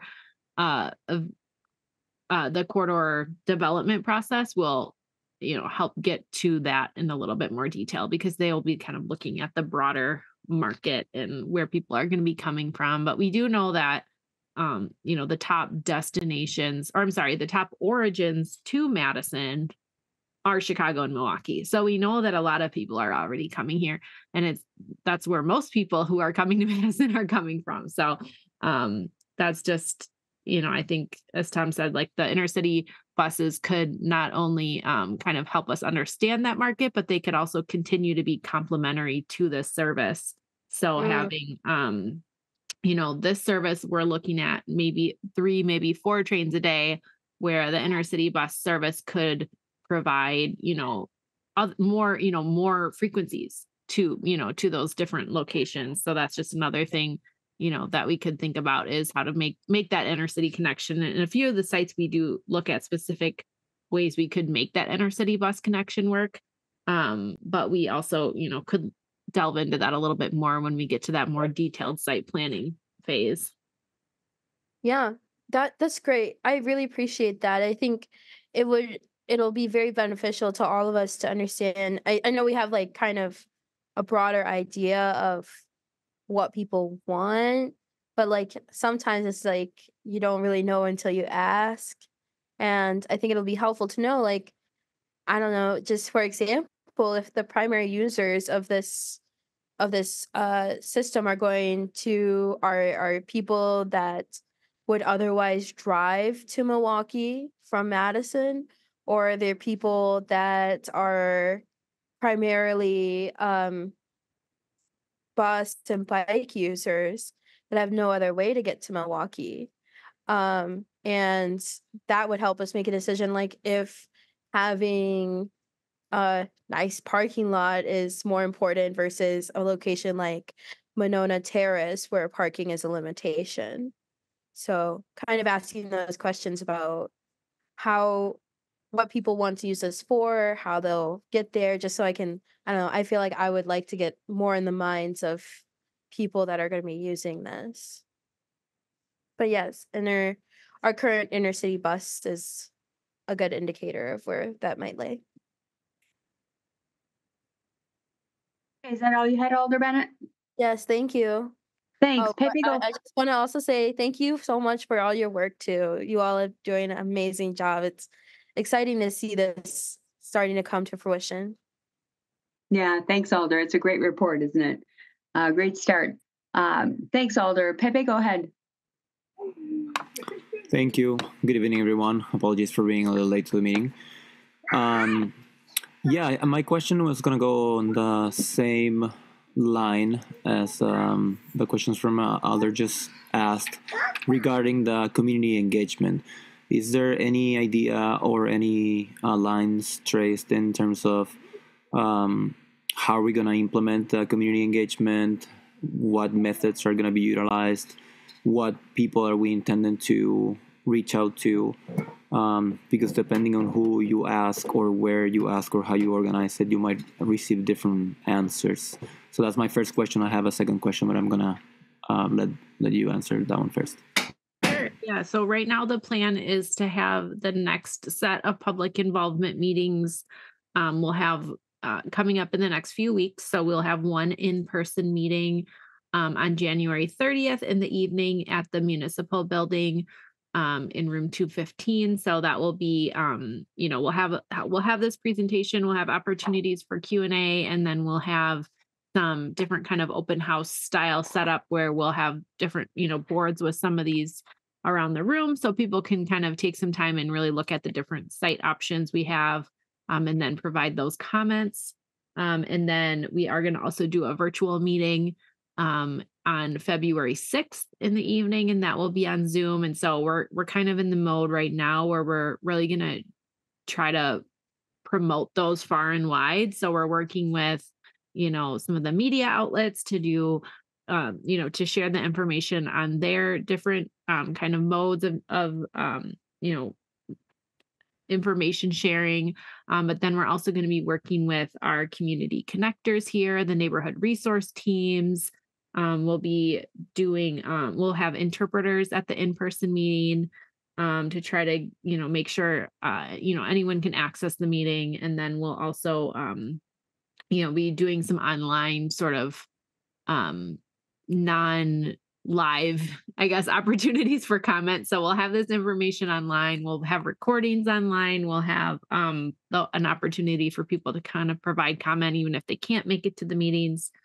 So we're kind of trying to do as much as we can to promote those couple different rounds. And then we're also meeting with different stakeholders. So we're trying to meet with essentially any group who, wants to meet with us. We can meet with them and try to, meet with a diversity of different organizations from around the whole metro area, I think, in Madison.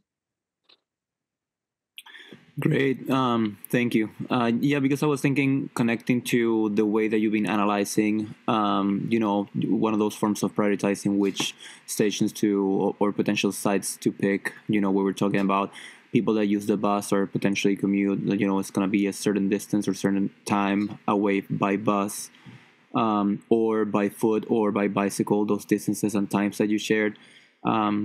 I feel like it would. I mean, it would be a very good idea to focus on potentially filtering out by people that currently use the bus system or that are thinking of using the bus system when the BRT kicks in, for example, or even using other potential community events that happen in the surroundings of these potential sites as satellite alternatives for community engagement. Because again, if we, for example, if we only, this might be a strong assumption, but if you only offer an option in person that is downtown, you will potentially reach a majority of people that access downtown more easily.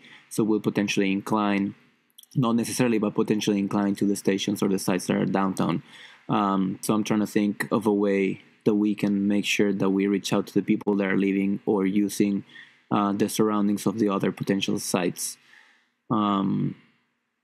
So yeah, I mean, happy to hear that you're using the community connectors too and other forms of community engagement, because I mean, I think we've invested in all those other ways with the city, and it's a great opportunity to connect all of those resources and put them to work for the betterment of the overall city. Because I'm thinking this is a project that will affect the city as a whole, so it's really important that we reach out to as many people as we can in all these different areas.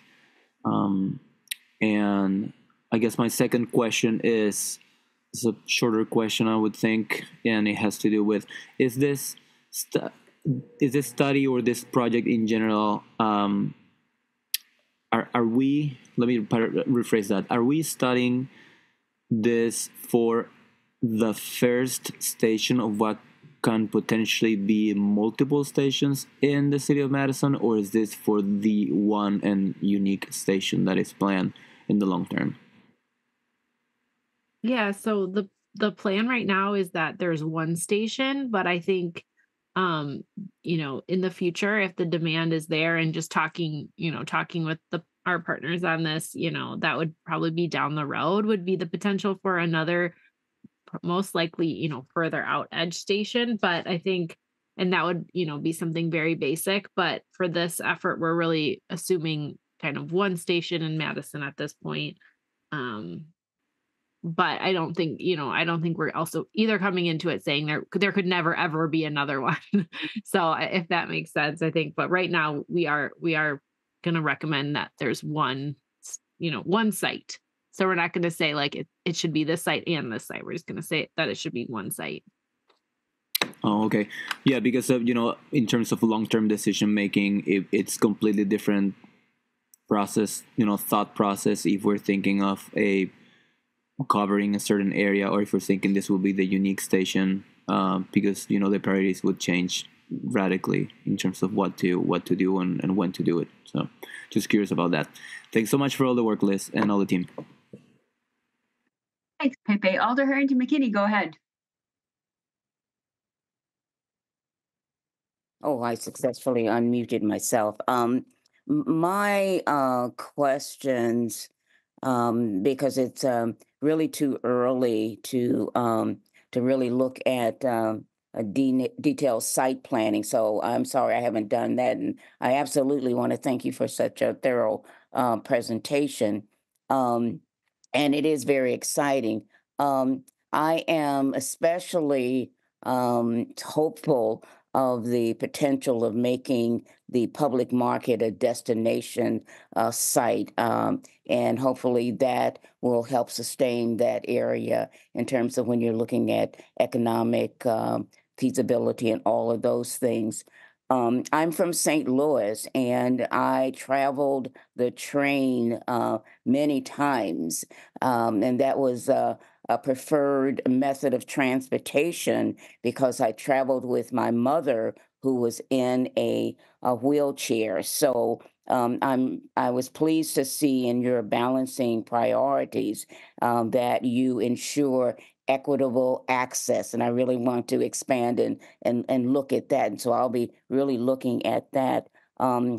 Public parking is very, very important as well, and accessibility. And I'm just talking about the framework from St. Louis, where I came from.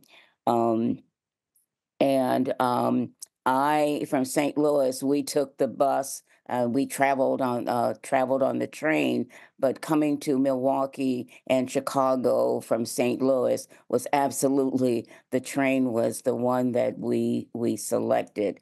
And so I just want to commend you for the early look at, and I know that we are early, very early in the process. And Pepe, and I was really pleased to have you lift up the community engagement. And so often when we look at community engagement, we leave a whole population behind because of how we do public engagement. So really spend some quality time in making sure that we are touching all phases of our community and asking those specific questions. So mine was just a general question, just talking about how exciting this is, and hopefully as we learn more, that we'll be able to make some decisions and move forward with this. So thank you. I'm complete.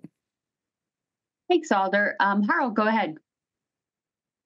Yeah, thanks. I think I'm moving away from questions to providing input on some of the things that you have asked us.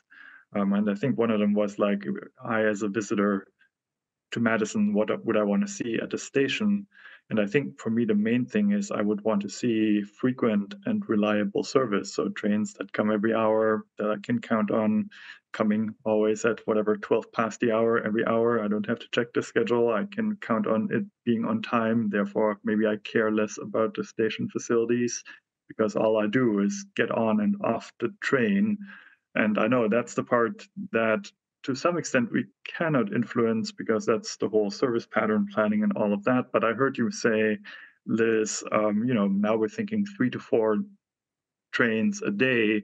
And so I do want to make sure that at least we're planning for something that can accommodate more in that. And I think you had the expansion capability as one of the criteria, but just having a good understanding of what that means. If that means like, well, then we can maybe have a train every 2 hours eventually, like not cutting off ourselves by picking a location that cannot accommodate what should be frequent service.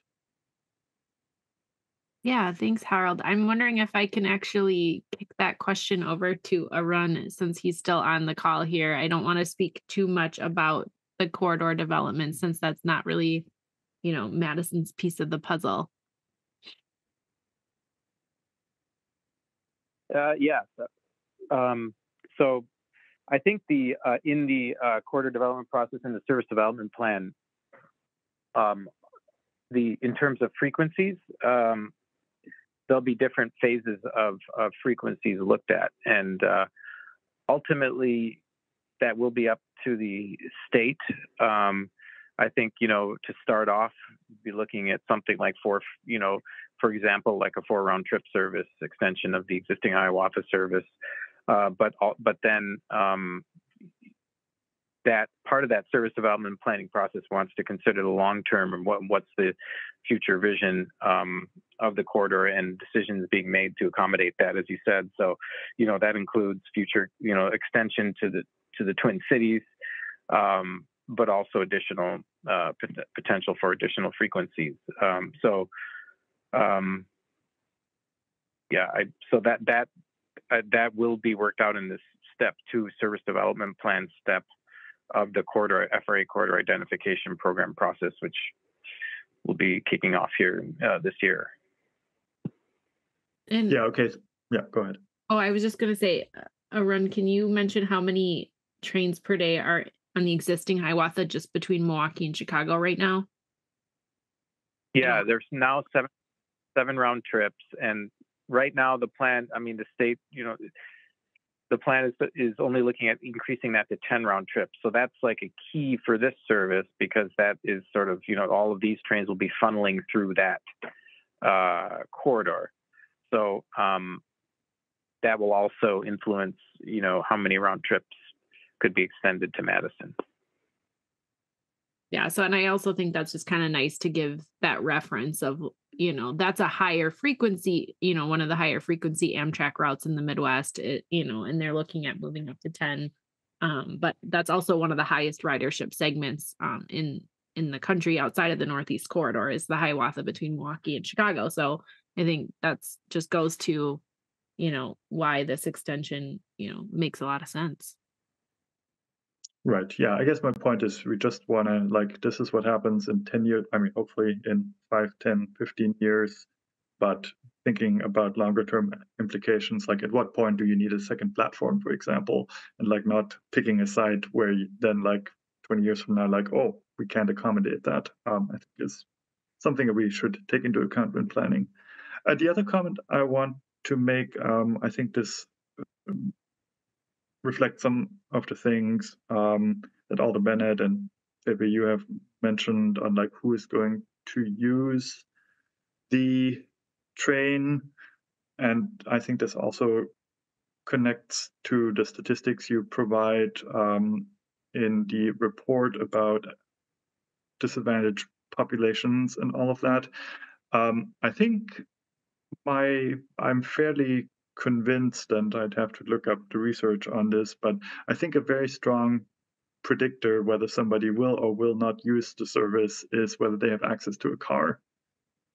If you have access to a car, you have already paid for it, you already have all the fixed costs, and the marginal cost to drive 100 miles is relatively small. So the scenario that I think in public comments we have often seen, and like, for example, the people advocating for the airport access because there's big parking ramps is like, oh yeah, people are going to drive and then they're going to take the train. I think that's really not going to be a huge proportion of the ridership. By the time you come from Mount Horeb, you drive through Madison downtown, you park, you pay for parking, then you have to pay for a train ticket. Then you're probably just going to drive to Chicago or to Milwaukee or maybe to the Harvard, to the nearest metro station. So I think the ridership really will be driven by people who live in the city, who can easily get to the station quickly, and who may not have access to a car. So I think I would include in the report actually the statistics of percentage of household without access to a vehicle in there. It's not going to look very different because it is really tied to income, but it might show slightly different patterns. And so I think this also addresses this comment of like, what is the importance of providing parking? I mean, obviously there has to be some parking. Some people will drive to the station, maybe because they don't want to park in downtown Chicago because that's a pain, or because they really love taking the train. But I don't think that's going to be a huge segment of the ridership. And so we should be realistic with regard to like, yeah, how much revenue can we get from parking, especially if we need to build the parking in the first place. I think in that case, we're not going to get any revenue from it. So yeah, I just want to tamp those expectations that there's all these people driving from the suburbs to the train and then take the train. I think that's all. One final comment that I want to make. We talked about diesel trains, and I understand realistically that's what's going to be in place in the service. But just thinking about if any of the sites if there ever were plans to electrify the service, if there are any sites that pose a problem for that because of, I don't know, low underpasses or anything. I can't think of anything for any of the sites, but just keeping it in mind that we don't block off the way to electrification in the midterm might be another thing to consider. All right, thanks. Thanks, Harold. Any other comments from Liz or Tom or Ron with regard to Harold's comments? No? Okay, No. Alder. Thanks. Alder Figueroa Cole, go ahead. Yeah, I have a quick question on follow up from Pepe's questions about engagement. So how long is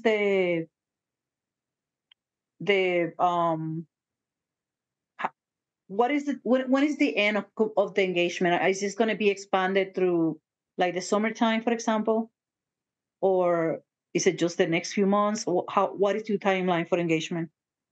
Yeah, so we have the couple of meetings planned. We have a meeting on January 30th and February 6th. And then we'll also be, we'll take comments at any time, I should say, but kind of for this specific, response to these sites, we will take comments for probably a certain period after. I don't think we've defined that quite yet. But then we would be looking at coming back out again with the draft kind of recommendations. So we would be looking at kind of probably in the spring. I think, spring, maybe early summer timeline. We haven't specifically determined quite yet, but we'd be able to then go out to the public and say, okay, this is based on, the evaluations, based on feedback, based on all these different, fixed constraints that we're dealing with at all these different sites. This is what we think would be the most feasible. And then taking kind of any final comments into account before we really finalize the study. And again, like sort of at the middle of 2024 is what we'd be looking at. And I think one thing for this effort is that there are so many constraints to take into consideration, and public involvement is really, really important to this effort. But we also have a lot of other things to consider. So I think it's a little bit more of a balance between like the technical pieces and, public feedback here. So I think we want to really do a good job of making sure we're reaching a lot of people and we're sharing information about this and allowing people to come along and be a part of the process. But it's not necessarily kind of like a workshop opportunity where, it's, there's just a lot of constraints, I think, with the different sites. So I think most likely, we've really heard support for a lot of the different sites. So I think it really kind of depends on maybe where you live or, different elements. But I think what we really want to hear about is like, what do you think, what are the criteria are more important, and how should we prioritize some of these criteria and try to develop that vision more? But that's just like a little bit more about what we're thinking about public involvement, but that our timeline is kind of to wrap things up by the middle of 2024.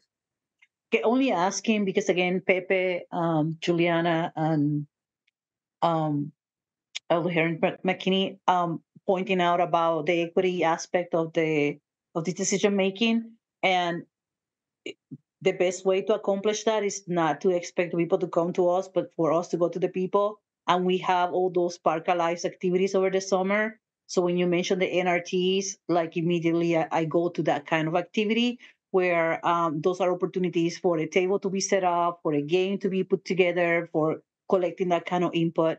So I get everything you're saying. I understand all the restrictions and all the other things that we want to do. But if we want to be intentional about that community engagement, we don't have to create those opportunities. They're already created for us. We just have to jump on those on the wagon and take advantage of those very popular activities at this time. And that's just those, Parks Alive is just an example of the many things that happen in the summer, like the music on, they dances on the rooftop, like those kind of things. But again, they will happen on the summertime. So if that community engagement can be expanded to cover those existing activities, that would be great. That's all I got. Thank you. Thanks, Alder. Alder Romo, you're next. Thank you, Chair. I guess my question is triggered in some way by this whole notion of like we're starting with Milwaukee, but eventually, assuming a lot of things, we'll be able to have connections to Eau Claire and Minneapolis. And then this is a great slide because it shows that the Green Line comes into the city on one route. And if we're just doing the Milwaukee route, we're going to go back out that line back to Milwaukee. But if we go to, extend the extension to, the Twin Cities, then eventually we're going to go out crossing East Washington, right? And out that corridor. Is that the correct corridor that I'm understanding that would take us there? Yeah, let me just kind of go to the slightly more localized map here to kind of give you a better understanding. Yeah, so the train would come in on this line, and then if it came downtown and then went back to Milwaukee, it would reverse directions and go back. Or if it was going to go up to Minneapolis, it would go up this way. And then if it used a station in one of these corridors, it would just be able to kind of loop up like that.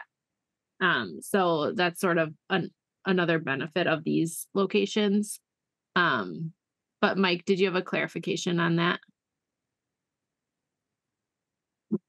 Yeah, sorry, if we could go back to the overall map from WSDOT, there's just one thing that I'd like to be clear here is I think this isn't super clear.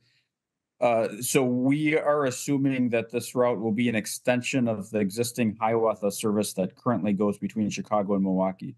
So it won't be just to Milwaukee, it'll be from Chicago through Milwaukee to Madison. And then, once it is extended, they would continue up along the Green Line towards Eau Claire. But there always could, in theory, be trains that end in Madison, or possibly there aren't. But I just wanted to make sure that it was clear that we weren't just going to Milwaukee; we're continuing south towards Chicago.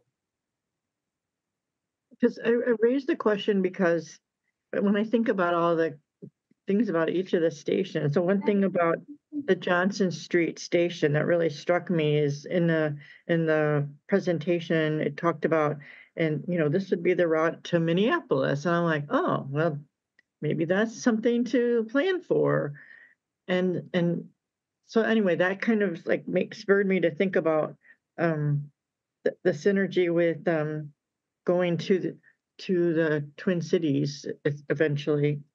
And I guess I have a question for the chair. Like, should we be telling you like what we like about each of the stations? Because I'd be willing to do that, but I don't know that.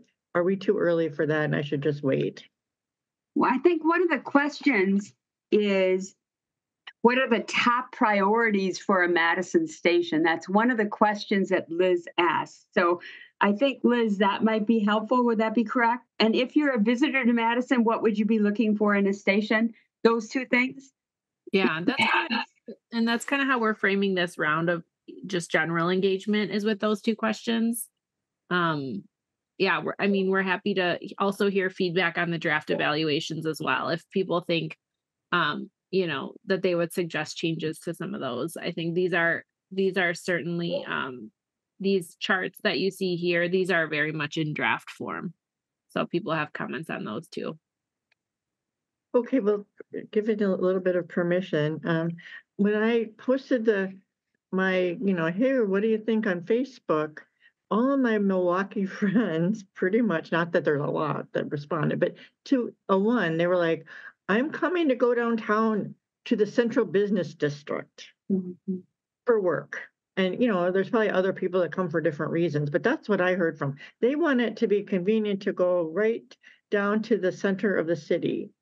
And then when I look at, the way the stations are kind of divvied up into corridors, then when I looked at the Blair Street station, it's like, well, almost in a way, Monona Terrace and Blair seem to me like kind of like facing each other, like bookends of the John Nolan. One's crossing the hairball with its, public question about that. And the other one has a really attractive face into the neighborhood with a potential redevelopment. And you could see it from the street versus, say, Livingston, which, well, maybe similarly close to downtown, is sort of tucked away behind MG&E. And all of your notes through the various places called out all the ones that are kind of adjacent to utilities. Probably that's kind of the cards are dealt because of it's a rail line. But at some point, I thought that was something that really struck me. And so back to the bigger questions, I guess, I think we have to balance that people want to come to and I'm going to call it not downtown, but the Central Business District. That's Monona Terrace. And I think other people are like, well, Blair Street was where the historic station was, and that worked fine for 100 years or however long. So, I would then count that as downtown. And so then for me, okay, what else is downtown? And arguably you could say it's all the way to the river, but I don't think most people would feel like getting off the train at Baldwin Street would be anywhere where they thought they wanted to be. And so there's that. And then the other side of it is there's a genuine interest of the local community that I heard from is, let's do something to invest in this Oscar Mayer corridor, from Johnson Street out. And so, I don't really obviously it doesn't have the benefit of the central business district. It has other benefits, but they're more local. So I guess to me then is how are we, or you as a committee and me as on the council, going to balance, with all the other things we're trying to balance, those considerations. And for me, those considerations also include, how interruptions to arterial streets, our streets closed, what is the fencing, and those kind of considerations that we don't really know right now. And yeah, and I guess I should say one thing I heard loudly was from one of the people I've been working with on the public market, and they were like, "Oh, please, not, we can't share the site. We have such limited parking." And so then it seems like Johnson Street, if it has, I think Johnson Street has a lot of potential, and like Monona Terrace and Blair are the clear, like probably leaders, but I think I discovered the beauty of Blair Street, and I just wanted to say that out loud because when I saw your rendering of what you could do at the gateway, not like I want to get rid of all those neat little local businesses, but it's not hidden away. It's across, it's still downtown. It's still arguably the central business district. And so I just wanted to bring that up. And there's so many other things I know we're going to consider, and I appreciate everyone's digging in and listening deeply as we go through this process. Thank you. Thanks so much, Alder. Any other comments from you, Liz, before we move on? No? No. Okay. Okay, great. Denise, you're next then. Great. Thanks, Anne. Liz and Aaron, thank you so much. The presentation is outstanding. And thanks, everybody. Great comments. A couple things that are sitting with me that I just want to make sure get named. I am struck by the different platform links depending on the different locations. And I do think about that through an accessibility and usability and comfort perspective, particularly for diverse travelers, any travelers with disabilities and or older travelers, or even families with littles. When there's fewer doors that are opening on the train, and then people are more congested trying to get into those fewer doors, and then needing to pass through cars to get seated, that's stressful. It's stressful for anybody with any kind of mobility challenges, whether they're, holding the hands of a little one or they're an elder. So, kind of looking at the spots that have the capability of managing the larger platforms to really make sure that they're accessible. I wanted to reinforce Harold's point because it really is so accurate that the folks who are going to benefit most from the train are the non-drivers, the folks that do not have a car or a driver's license, because we do not have very good intercity connectivity in this state. It's pretty horrific, actually. And so there's a lot of hope being put on the expansion of passenger rail in the state for those of us that are non-drivers who want to be able to move about. And so we are a hugely benefited population here. In my role as the co-chair of the Wisconsin Non-Driver Advisory Committee, which is a WisDOT endeavor, we determined through census and DMV records that the state overall has a 31% of the population that are non-drivers, and Dane County has closer to 40%, and Milwaukee County has closer to 40%. So when we're looking at the demographics of who is going to use the train, I think we have to have the reality conversation that the majority users are going to be folks that are non-drivers, and consider that when we're thinking about placement of the stations. So I think those are the main things for right now. I do have concerns about pedestrian impact when we're trying to put a train station in at a place that already has a lot going on. So I do wonder what the impact would be if it was at the state office building and Monona Terrace for folks who use their feet to get from place to place. Would that add more confusion and higher danger risk for pedestrians? And that is a question that I'm sitting with as well. So I think that's it for me for right now. And again, thank you so much. Thanks so much, Denise, for your input. Liz, any comments with regard to Denise's comments? No, thank you. I'm taking lots of notes on the comments. Okay, thanks so much, Denise. Chris, you're next. Thanks. Thanks for all the info. There's a lot to take in, and it's great to feel like we're getting close to something happening. I was just in terms of prioritizing, I was going to echo pretty much what Denise and Harold said, that I think the most important thing is that wherever the station ends up, you feel immediately connected to the center of the city, especially for non-drivers. I think, the appeal of taking a train from city to city is that you walk onto the train in one city and walk off in another city. And I think Harold was right that, the minute people have to get into their car, that's going to change their calculation quite a bit. And so, I mean, all else equal, this beautiful downtown station would be perfect, like Union Station in Denver, which I don't think has very good parking. So it's just something to consider that, the parking isn't the most important thing. But I think the point, one of the points that Alder Rummel was making is that if it does land in one of these stations that are further east, that could very much be like an extension of the central business district. So I'm kind of intrigued by what that could look like and what, our sense of the city center could look like 10, 20, 30 years from now. So I think they're all sort of good options to consider in their own way, as long as they have that connection to the city for non-drivers.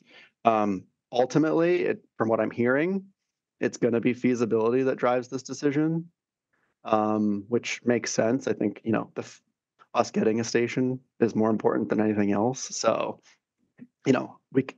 as we do public engagement, that'll be important, but it is only limited in it's limited so much in what that can get us.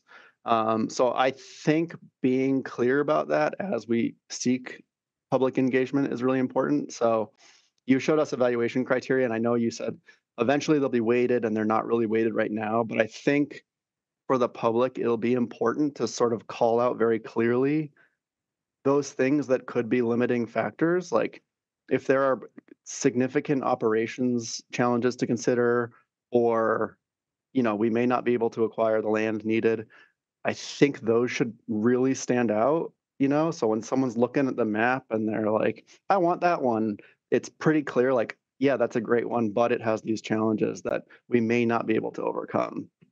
But yeah, other than that, I just looking forward to seeing how this process plays out. So thanks. Thanks, Chris. I don't see any other hands in the queue right now. I wanted to make a couple comments. Oh, I'll let Alder Govindarajan go, and then I'll follow up. Go ahead, Alder. I can wait. It's a really quick question if you want to go first, Ann. No, our rules say I have to go last, so go ahead. Quick question for staff then, I guess. Do you know what the timeline of coming back to Transportation Commission would be and giving us updates and reports, just so we can stay in the loop of things? Yeah, I think we don't have a very precise timeline, but basically over the next few months, we'd be looking at coming back to you all essentially with a draft recommendation, and that would kind of be a precursor to that final round of public engagement. So I think it'd be realistic to say sometime this spring, as we kind of work through these sites in a little bit more detail. Perfect. Thank you. Thanks, Alder. Alder Figueroa-Cole, go ahead. Just a quick comment, Ann. So in addition to what I was saying earlier about having some kind of projections for room tax and parking revenue, also how those the project will complement or be incorporated with the Monona Terrace / John Nolan waterfront project, that there's a lot of changes coming to Blair Street, and how can we, when we are analyzing this particular project, how is that taken into account? Like, can we analyze it from the perspective of the completion of that waterfront design? Just a comment. Thanks, Alder. And any feedback from Liz or Tom? No, I will say, yeah, we'll definitely kind of incorporate that as much as we can into the more detailed site design, but we'll still be very preliminary, I think, at that point.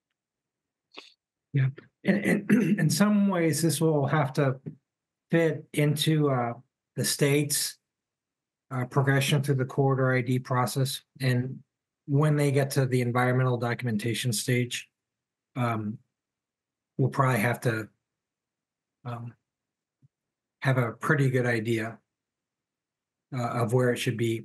And then I also just might mention that, like, we'll be looking for where this could be possible, right? And we've seen just different opportunities that have presented themselves on various other city aspects. Like, for instance, we own the Town of Madison building right now. And because we do that, we can transfer some of our facilities there. We'll be redeveloping a parcel that we have off of Badger and Park Street. You know, our economic development, you know, is really good. And so, you know, over the next couple of years, there might be just some synergies that help make this decision for us, right? Thanks, Tom. I don't see any other hands in the queue. I wanted to make just a couple comments. I'm one of those folks who uses the inner city bus to go to Chicago because I don't want to have, you know, drive to Milwaukee and take the train to Chicago. So, you know, I think that comment is very valid about people finding their way, not necessarily to Milwaukee, but likely more so to Chicago. But my personal experience is mostly with Union Station in Chicago and Union Station in Washington, D.C.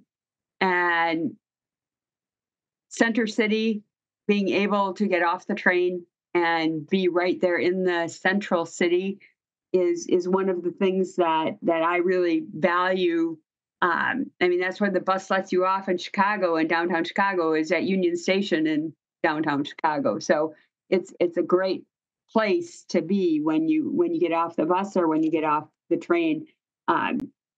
And there was some discussion earlier about trying to figure out who would come to Madison more frequently if passenger rail came to Madison. And I'm assuming, Liz, that you'd be, you know, hooking up with the Convention Bureau, Monona Terrace, the folks that are interested in having people come to Madison, or who, you know, haven't been able to host conventions because we don't have passenger rail. And I think, you know, your comment, or maybe Arun, maybe it was your comment, that it's much harder to determine who would come to Madison if we had passenger rail, rather than who in Madison would use passenger rail to travel.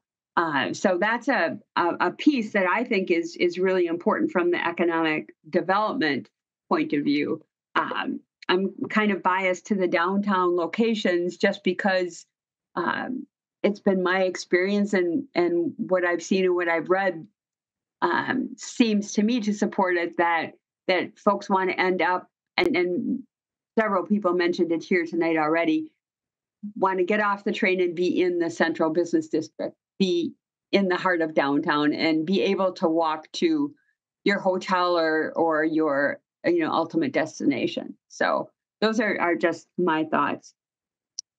Oh, and one other question, you know, gathering information from from residents. A lot of times with transportation issues, we've used online surveys. I don't know in this particular instance if that would be as, effective as what you're talking about, Liz. So, if people aren't able to come to one of the meetings, is there a way for them to have input? Yeah, we will have an online survey component, and we'll have kind of an abbreviated version of this presentation, which will probably be the same presentation that will be at the public meetings. It'll just be a little bit higher level. We won't get quite into as much detail as we did tonight. And then the recording of the public meeting available for people to make comments, even if they can't attend the meetings. Okay. Sure. And if you would forward that online survey to Aiden so he can just, let everybody on the Transportation Commission see that, I think that's a way to reach a lot of people that may or may not be able to attend one of these meetings. Mike, did you have a comment? Yeah, just one thing is we do have an email set up for this project, amtrak@cityofmadison.com. And so we do read those comments. So anybody's welcome to email that and let us know what they're thinking or provide any information that we may not have thought of, amtrak@cityofmadison.com. We also have a website that has more information. And I don't have the URL offhand. It's very complicated. But if you just go to the City of Madison's transportation website, you'll find a link to it. Yeah, Mike, you could send that link to Aiden and he can just ship it out to TC members.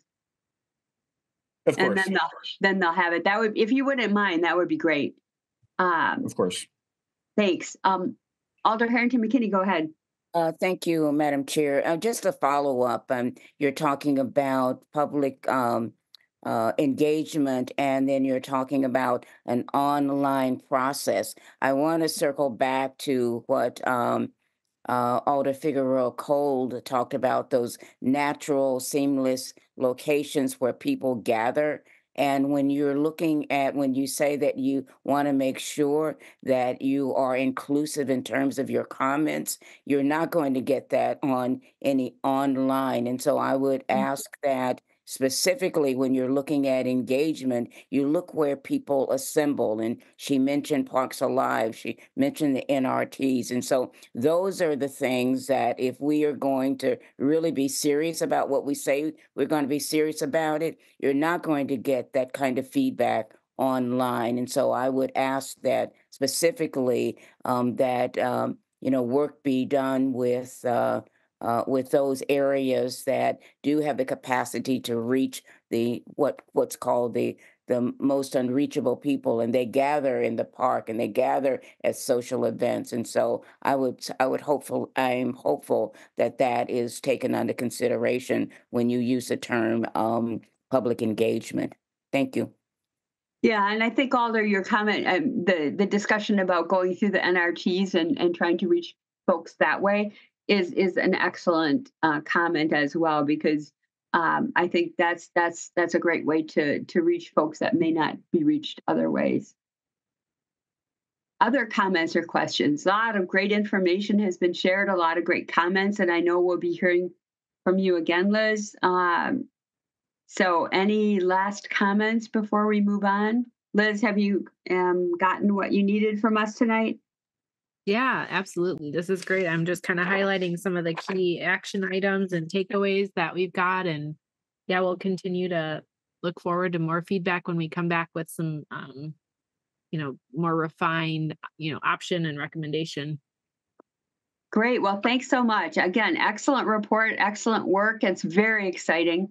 I think you're hearing a level of excitement from everybody. So thanks so much for your work on this. And that extends to Mike and Tom and Arun and everybody who's been working on it as well. So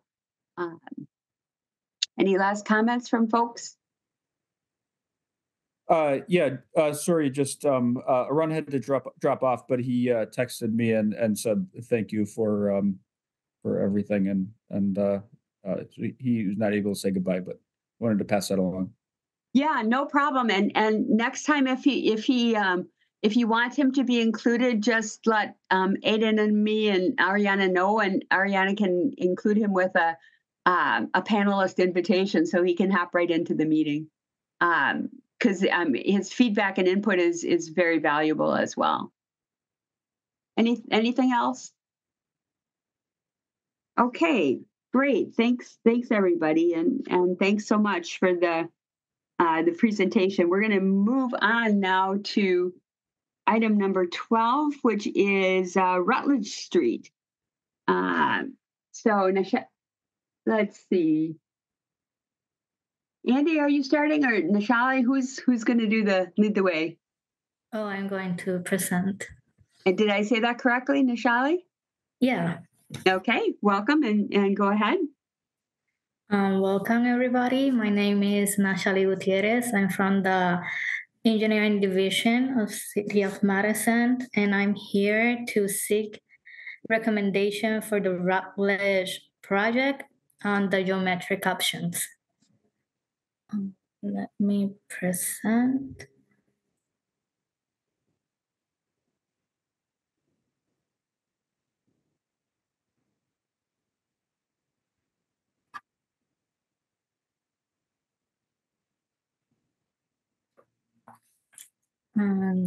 This is a project for Rutledge Street reconstruction. And it goes from Riverside to Division Street, the reconstruction portion, and a resurface on Division Street from Rutledge to Oak Ridge Avenue. The purpose for this presentation is to inform the Commission regarding the upcoming project and the street layout options, to inform the Commission about the public meeting and the questionnaire results, and gain feedback on the Commission's preferred option designs. We're starting with option 1A. This is all for the reconstruction portion of the project. Seeing it from Riverside Drive to Division Street, it maintains the 28 feet wide street from face of curb to face of curb. 14 vehicle lanes with curb and gutter. We're going to replace driveway aprons, spot replacement for sidewalks, maintain trees in the right of way, and the on-street parking will remain as existent on one side only, fitting 35 cars. This is the public's preferred option after the public meeting and the questionnaire results. Option 1B stays with the same layout, 28 feet wide street with the 14 vehicle lanes, curb and gutter, replacement of driveway aprons, spot replacement for sidewalks. The only difference is we are putting on street parking alternative per block as a traffic calming for concerns about speeding on Rutledge Street. And with this, they're going to be fitting 25 cars per block.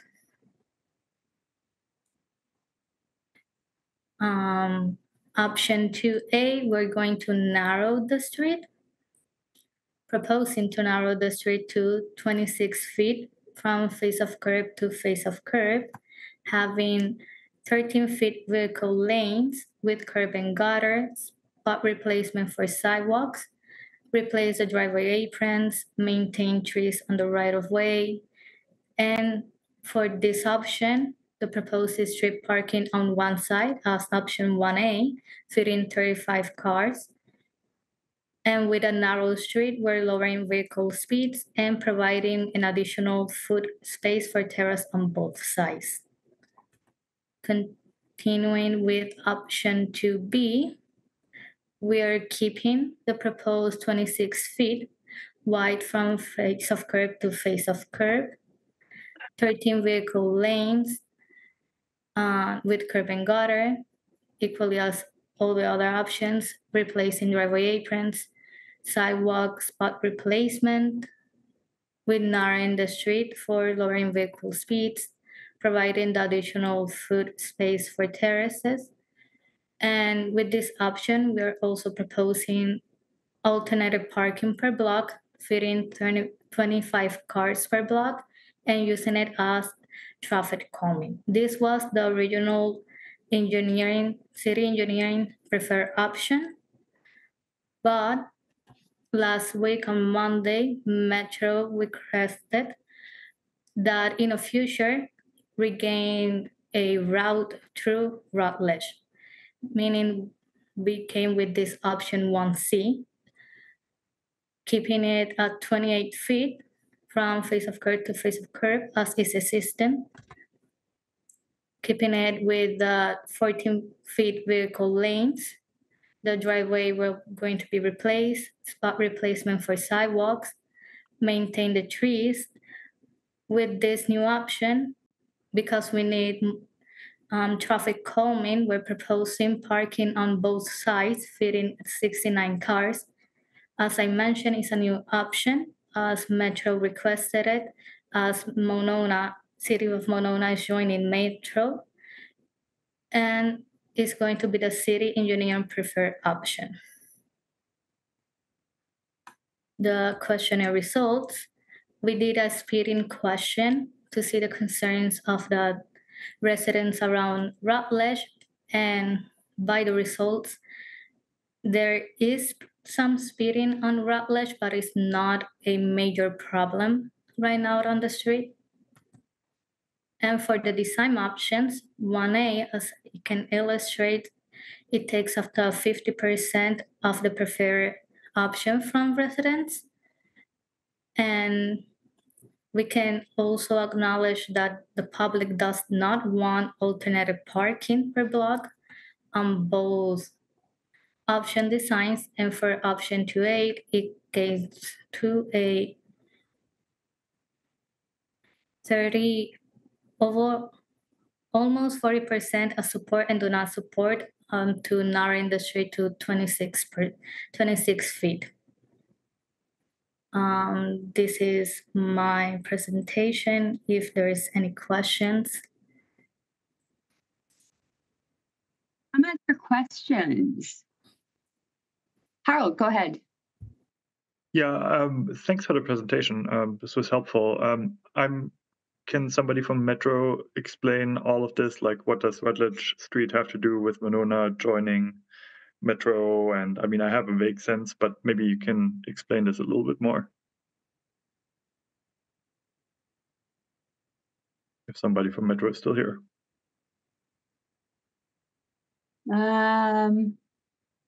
I don't see anybody from Metro here.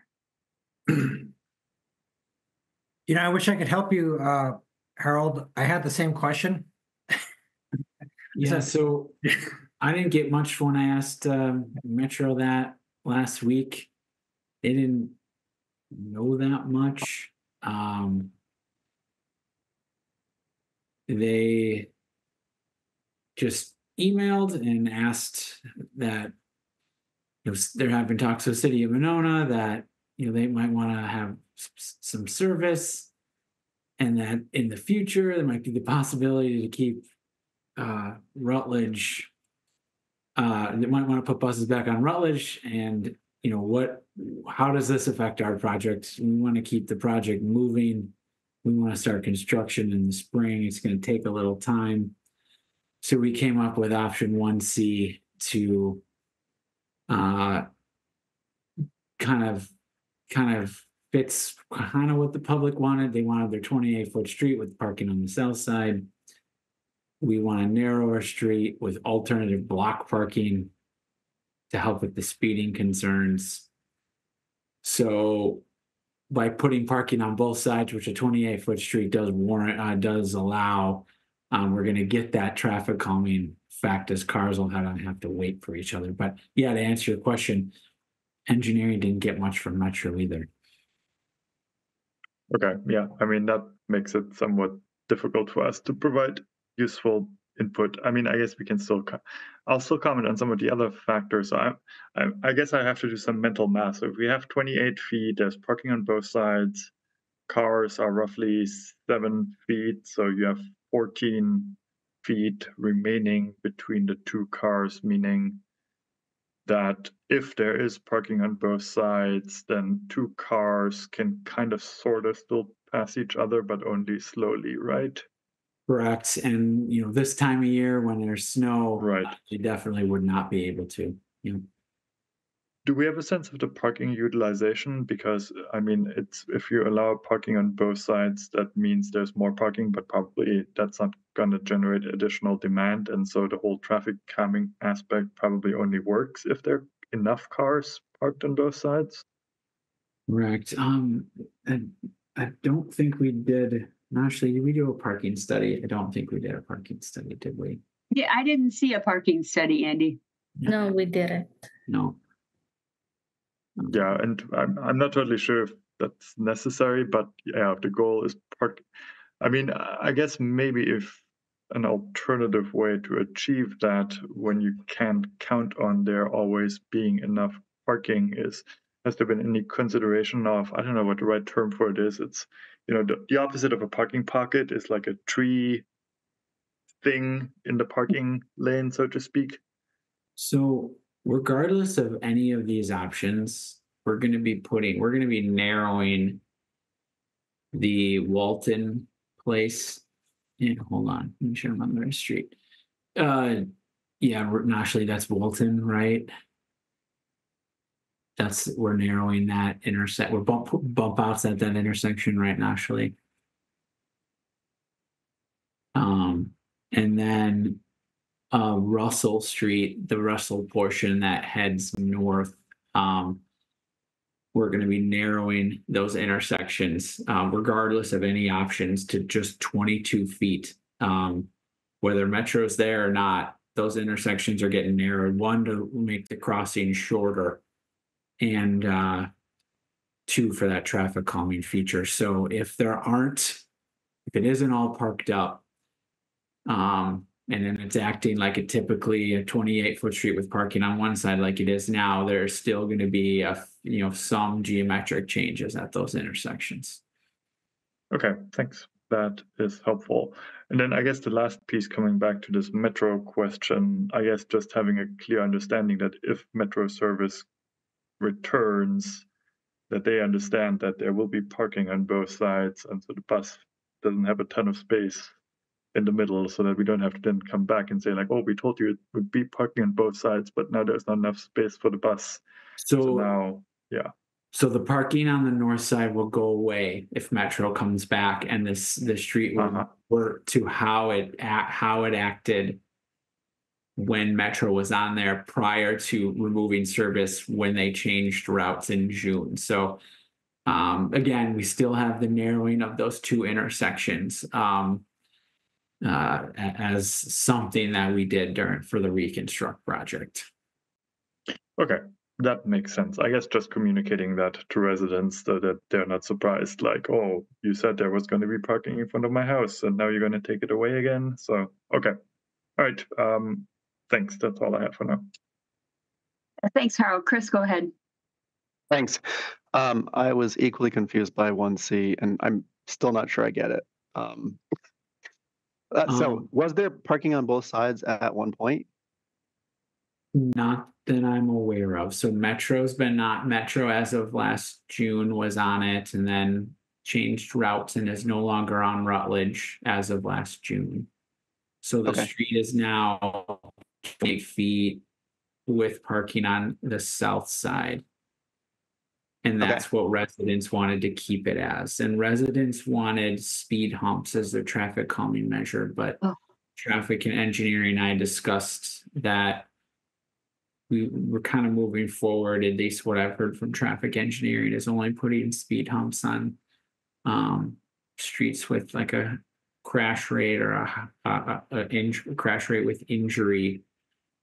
So that's where we decided to go with the bump outs. Anyway, 1C keeps it the way it is as the residents wanted. We add parking to get that more of a traffic calming effect that engineering was looking for. And then it's still 28 feet, which allows Metro to go back onto it at some point. We do have wide terraces already. So I'm not concerned about trees by keeping the street the way it is and maintaining existing tree canopy and having space for future trees. I don't see that being an issue. It is always nice to narrow the street and get a little additional terrace for those tree roots. Okay. So thank you. Without any more information than that, I don't see any reason that 1C makes sense, honestly. But I am intrigued by the alternating parking. I have two questions about that. The first one is how your impression of how that would be regulated. Like, do we have examples where it's we've pretty clearly marked that? Because it is there's not a whole lot of signage on that street. It's a residential street. Are there concerns about how that would work? So it would be per block. Actually, if you want to go back to 2B, the parking on 2B. So I believe it would, so there's a good, okay, so you start at Riverside Drive on that exhibit. So right now you have no parking signs. They're on the south side. When you get to Clemens Avenue, now you're no parking signs. They move to the north side. And then obviously it alternates, usually per block. If the blocks are long, it's usually mid-block. So the opposite side will be signed no parking. That'll be the extent of, and as far as example, I apologize. I don't know where we have it. Is Jeremy on the call still? I think Jeremy was. Is he still here? Yep. Jeremy, are you there? Yep, I'm still here. Can you hear me? Yep. I believe, is it Helena Street, just on the northwest side of this graphic, has the alternate side parking? Thanks, Jeremy. Google's old, so I don't see it in Google. Yeah, it doesn't in Google, but okay. I'm intrigued by that option. I think it would confuse people for a little bit, but they'd figure it out. So I think if I were to make a recommendation, it would be for the alternating parking with the narrower lanes. Unless so you're talking about 2B, is that right, Chris? Yeah. 2B, unless there's really a reason that raises concerns for Metro. But yep. So I think from Metro standpoint, then they'll have to, possibly wait, to a car clears to, continue to, slowing down potential service. I think and maybe there's other factors, but I think that's maybe their biggest concern. Okay. Yeah, I think that's the best I can offer. Okay, thanks, Chris. Alder Rummel, go ahead. Thank you, Chair. I know no one from Metro is here, but do we know if service to Monona would have any stops in this corridor for people to go towards that direction? So that question was on our list to ask them, because they've asked us to remove as of 2 months ago when we started, they asked us to remove all the existing stops. We have to go back at them and ask them if they want us to keep the stops that are already there or put in new ones. So I apologize, I'm not able to answer your question, but it is something that we will look into. And it seems to me that, we got one communication that's Andy probably saw from someone who was just like, what's this? I read it in my Alder's blog and no one told us anything. So this, if you all were to move forward, or if the Board of Public Works moves forward with 1C, there's not been any public engagement about that. And how would you propose to deal with that if that were the motion that we're moving forward? So we did post it on the website last week, so it's on there for people to review. I look at it as we essentially are doing what the public asked. We're keeping the 28 feet with parking on the south side. We're just adding parking on the north side. So yeah, and as far as, I don't have, I mean, we'll talk to Metro to see if they can get us any more information. Originally I was going to be here and we were going to recommend 2B, which is not what the public wanted. And we are going to get this committee's feedback and then tell the board what public wanted, engineering wanted, TC wanted. So it's possible we weren't going to do what the public wanted to do at all. So you do make a great point. Again, we've updated the website.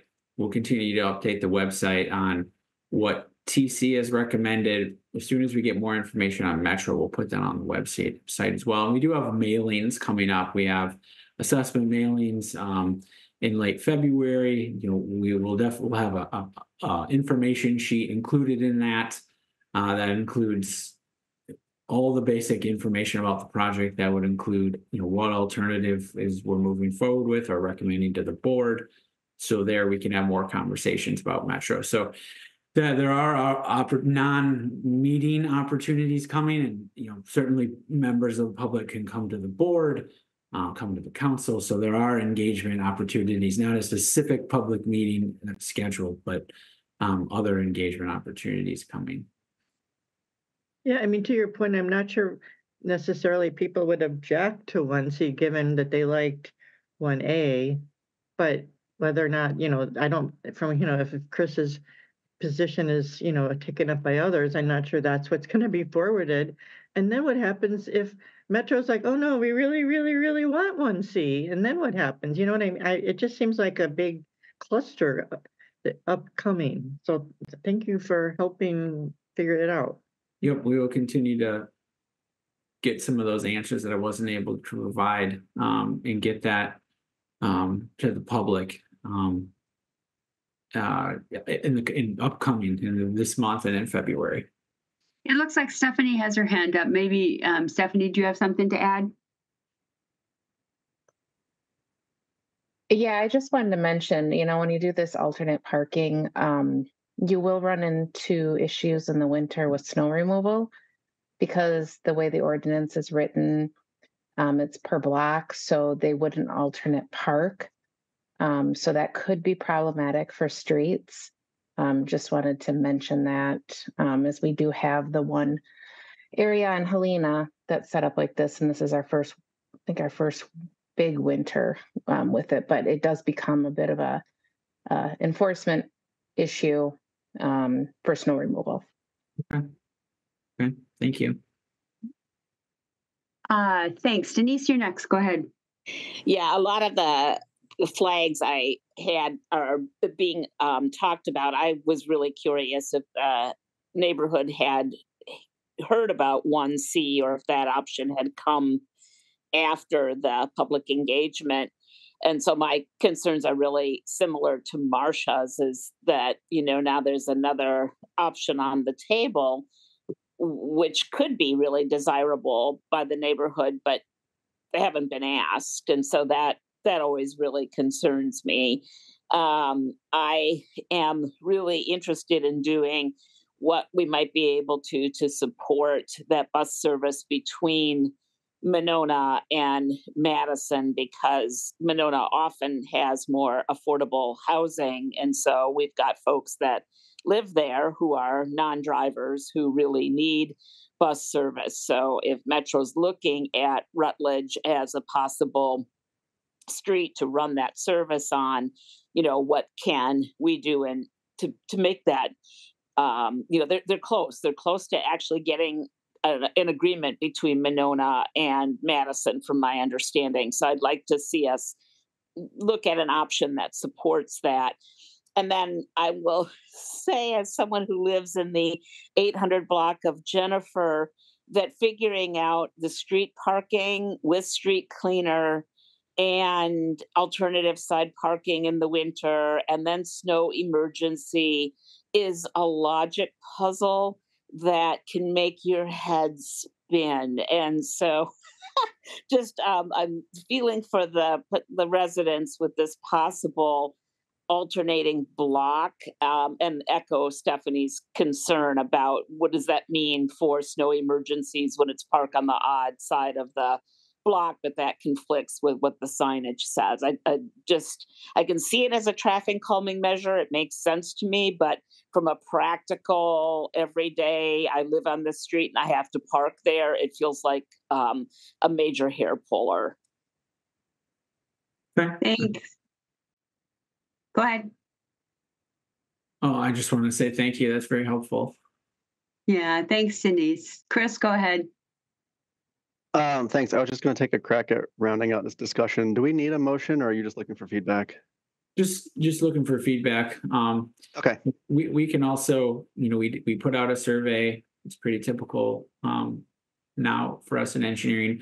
We can put out another one similar as we did. Send out a postcard, let people know that, hey, there's this new option, vote on it. So that's certainly another, option we can do for engagement before the board meeting.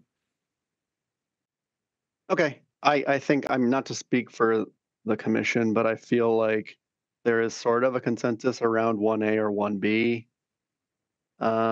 Without the alternate side parking, as sounds like an interesting idea, but probably creates some challenges that we're not ready to wrestle with. So I think until maybe there's more outreach, that feels like where we're headed, for what it's worth. Okay.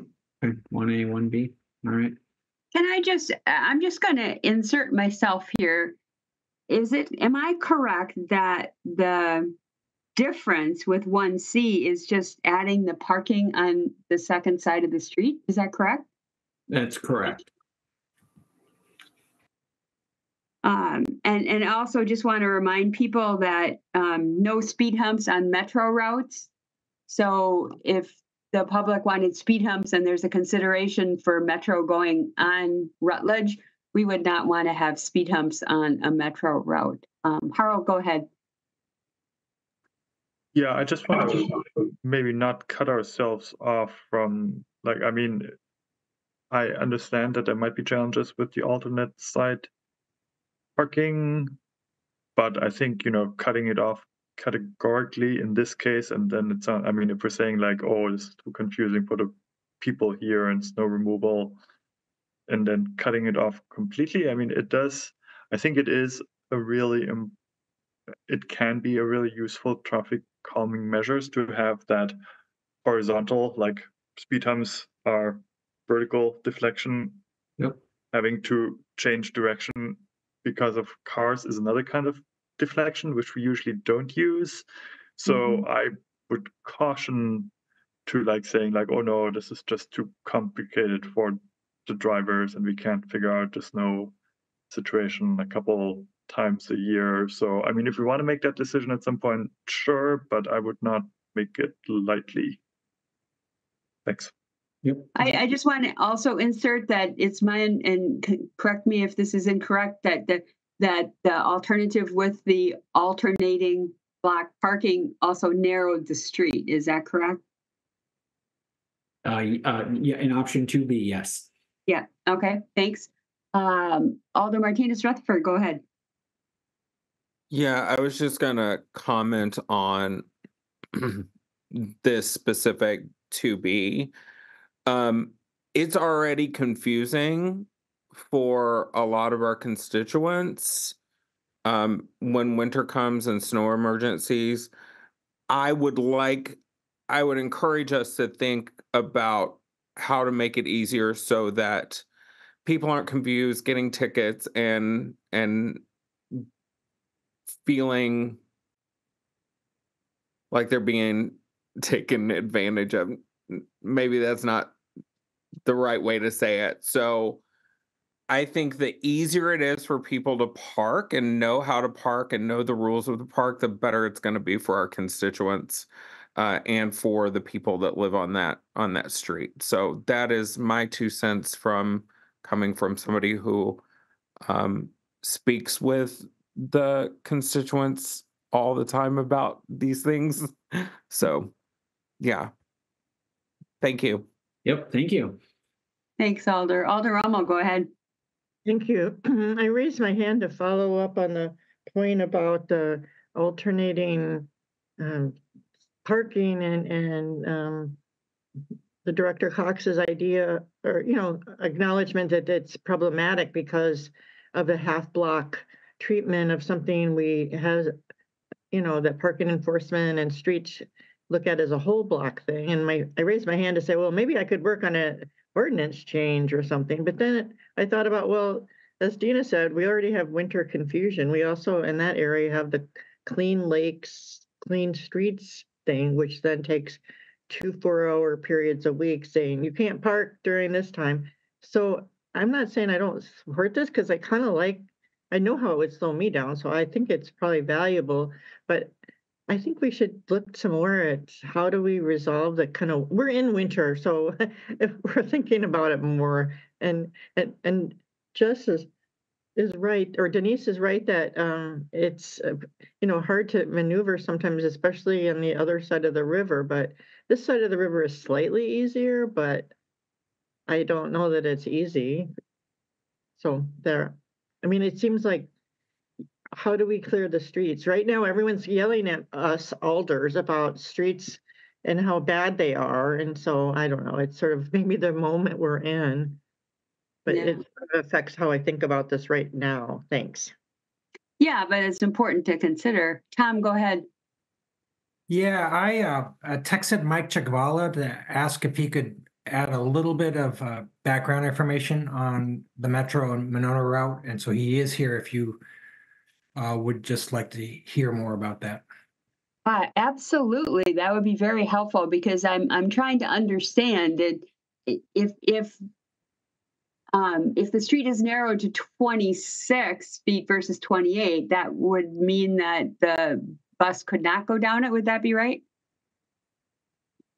Sorry, I'm trying to also frantically plug in here because my battery's about to die. Oh, okay. Well, we can let you go ahead and plug in. Okay, we can hear you. Yeah. So generally we want 11-foot travel lanes, especially where buses are passing other buses. So, that means a traveled width of 22 feet. Now, in a lot of cases, we can get around that or deal with a little bit less than that. So, if I do 22 feet plus 7 or 8 for a parking lane, you get a street width of about 30 feet that we would need for I'll say comfortable two-way bus traffic with parking on one side. So that's typically what we'd want is again that open traveled width of preferably 22 feet, possibly 20 feet. I think some of you can probably remember a couple winters ago we had some pretty bad snows where the curbs get pushed in because of the snowbanks.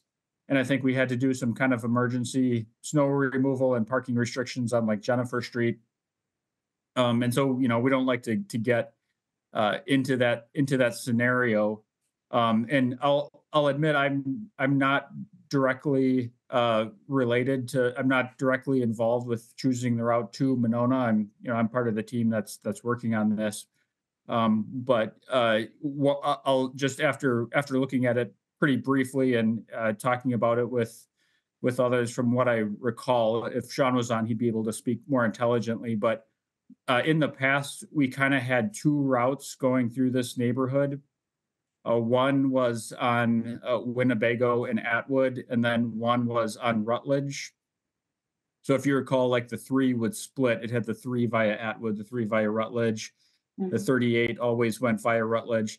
And so I think that the thought was if the 38 was going to extend around to the east side, that it would want to use this other branch that we let go of with transit network redesign in order to not, just have even more service on Atwood.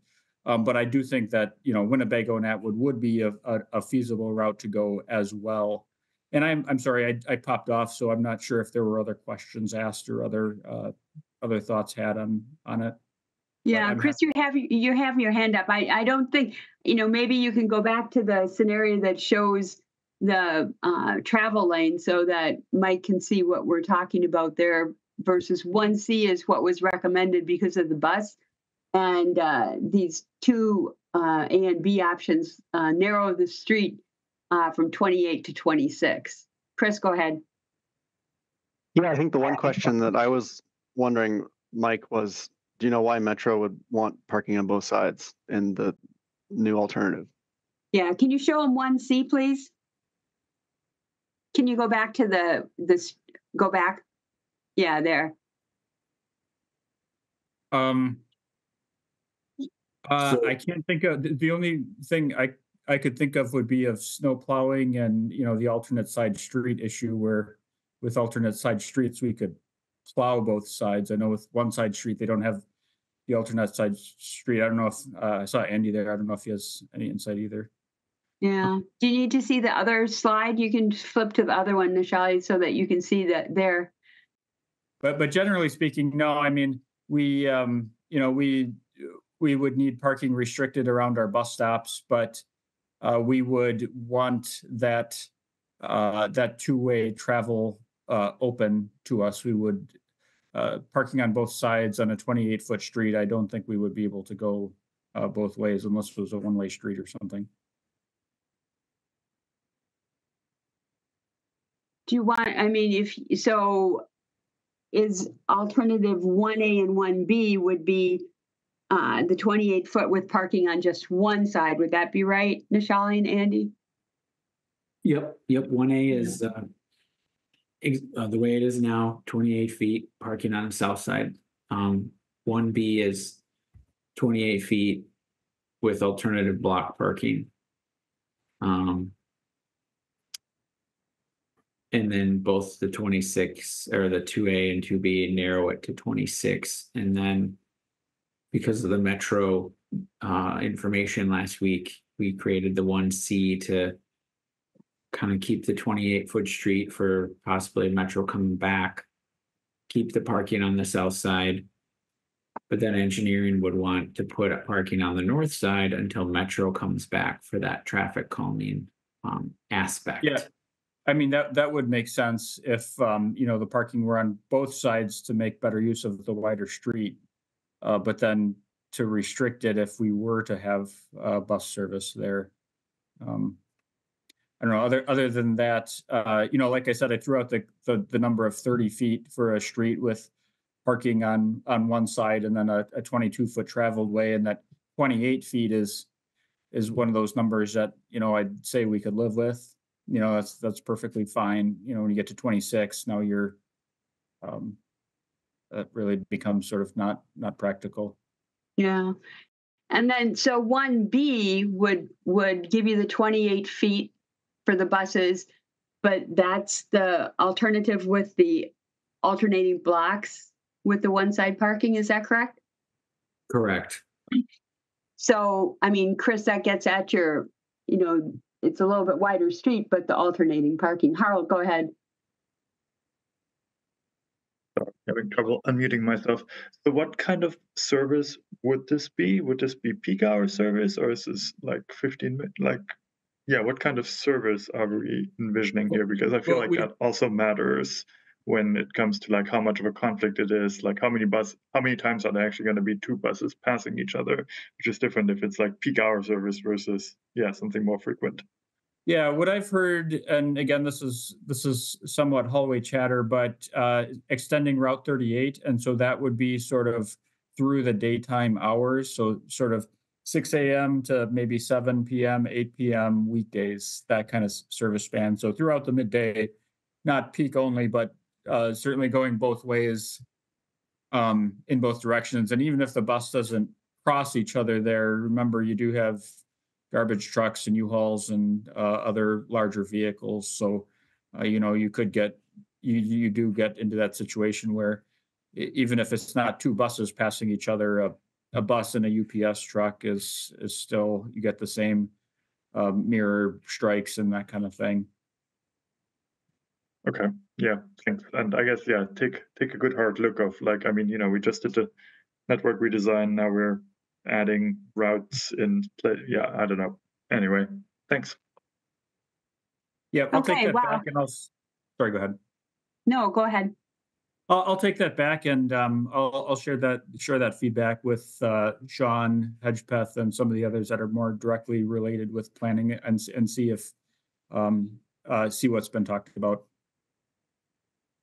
Hey, we've been kind of all over the map here in terms of what people think and what people don't. I've heard people thinking that having parking on alternating blocks would be an interesting way to calm traffic, and other folks who think that that would be kind of a nightmare relative to snow removal and understanding where parking is allowed and where parking is not allowed. So I can't honestly say I have any clear idea what the commission is recommending. So No, but I appreciate the feedback on the alternative block and the confusion that residents have. That's something that I can talk to Jeremy about, that I can talk to other engineering staff about, and kind of learn more about it, see if we can tweak it a little bit. So that's good feedback that I appreciate. is it correct that that's only in one place in the city? Is that what I heard you say? I believe is what was mentioned. I've brought it to this commission before on other projects, but public has pushed back, so we haven't implemented it on some of my other reconstruct projects in these particular neighborhoods over here. Okay. So, thoughts? It sounded to me like the 28 feet would be important for Metro. Am I wrong about that? No, that's correct. So if we get more information from Metro and it looks like it's something that's going to happen, then we're going to have to stay with the 28 foot wide street. And then we make the decision if we add parking on the north side, and if we do, we maybe put a questionnaire out to the public and gain their feedback. Essentially, it's not too many projects where I add parking, so this would be, maybe it would be accepted with the public. So if we determine that maybe Metro is not going to come, then engineering would go to maybe recommend 26 foot to the board and kind of tell the board what the public wanted. I mean, very consistently, we have recommended narrowing streets to try and slow traffic. I mean, I've sat through a lot of Transportation Commission meetings where we've talked about that, but that doesn't work if we want to encourage expanded Metro service to Monona. Alderama, go ahead. Yeah, thanks, Chairman. I am now remembering your deliberations about Spate Street near the school, where I had a very active, and he's still active. He's really in parking stuff. I mean, street stuff is important. He wanted speed bumps, and it was like a hard no from Metro. So it ended up being a little median in the middle of the block.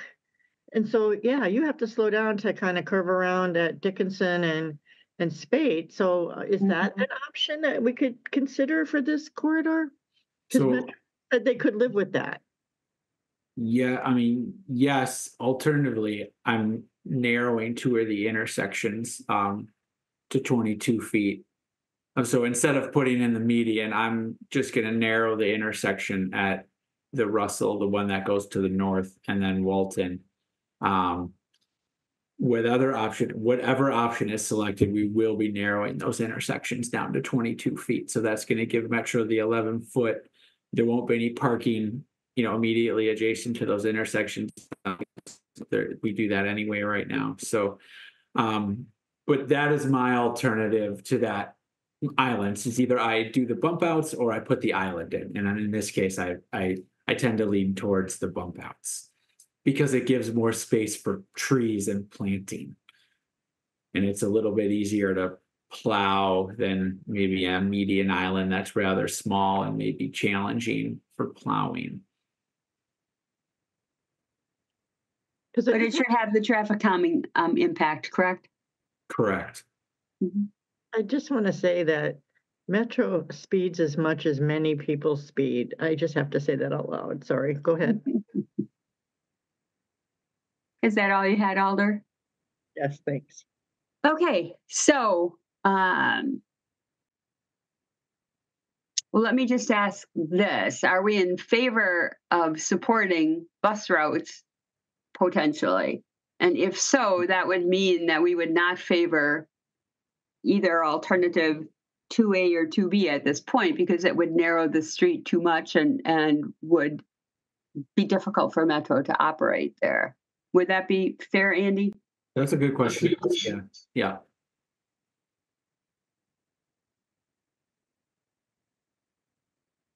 I heard Denise supporting the bus service to Monona. What are other people's thoughts about that? That at least narrows down our options. Carl? Yeah, I mean, I think that's a very separate question, whether there should be bus service to Monona and whether it should run on Rutledge in particular. As I said, during the network redesign, we figured we don't have the resources to put service in here. It would dilute service too much. I mean, Mike or somebody made the point that there already is a lot of service in Winnebago and Atwood, but maybe it makes sense to get that down to even higher frequency. So I would leave that decision. I would keep that decision separate and let Metro make a case for one or the other. I think it's unfortunate that those two things intersect right now and we lack information on one to make a decision on the other. But I don't think we should say like, oh no, we don't want bus service on here because then we can't do certain very limited kinds of traffic calming here. I mean, if you look back at the presentation, that doesn't seem to be a huge, it's not part of the high injury network. The number of crashes is relatively low. The amount of speeding is comparable to many neighborhood streets. So I don't think there's any urgent safety issue that either any of these options is going to make worse or significantly better. So maybe all I'm saying is all of the options don't have greatly different safety implications. Yeah.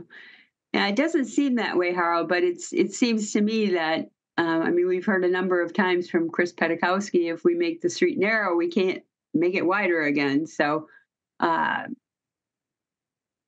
it seems to me that option 1A, 1B, and 1C leave the option open for bus service on Rutledge, I guess is the better way for me to say it.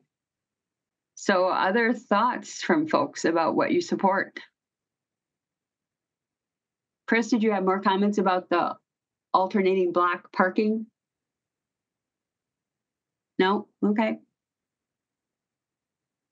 Andy, we're kind of stuck here because we don't know what's happening. Alder Martinez Rutherford, go ahead.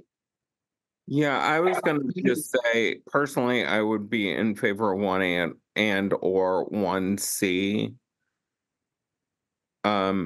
Knowing that for my district, having some bus service to Monona in the future would be beneficial to us. And if this has any bearing on the potential of a line that would serve my community, then I want to make sure that I am supporting that. So those are the spaces that I would land, just personally. Yeah, no, very, very helpful. That's where we're trying to head. Denise, go ahead. Yeah, thanks, Anne. Yeah, I think in this case, I lean towards any of the combinations of option one. I would like to, at some point when it's relevant, have a deeper conversation about the alternative block traffic calming. I really like it, but where does it make sense? And the isthmus just has so many parking restrictions already that I just don't think it's a good alternative in this area. But I think it's one to consider. And then I did want to, Andy mentioned a couple of times the bump outs at Clemens and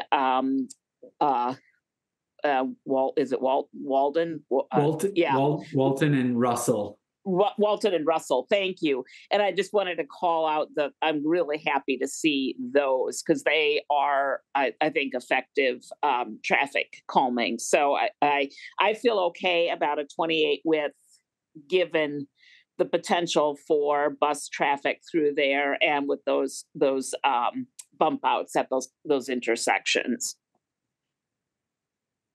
Thank you. Okay. Alder Martinez Rutherford, go ahead. Yeah, I just wanted, Andy, could you clarify for me, will the bump outs be on both sides of Walton and only the north side of Russell, or? Nope, they'll be on both. They'll be on Rutledge, both on the south and the north side.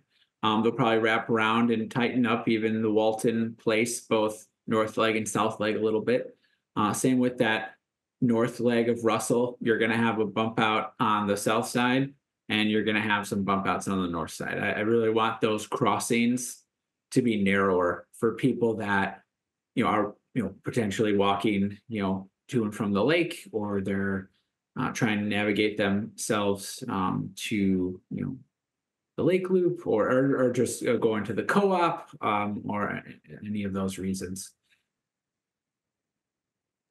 Perfect. That was what I was hoping to hear. So thank you. Okay. I haven't heard anybody supporting options 2 lately. So it sounds like 1A and C and possibly 1B. Okay. Anybody disagree with that? Chris? Chris like 2B. Well, I think I've already said this, but I really don't understand the justification behind 1C.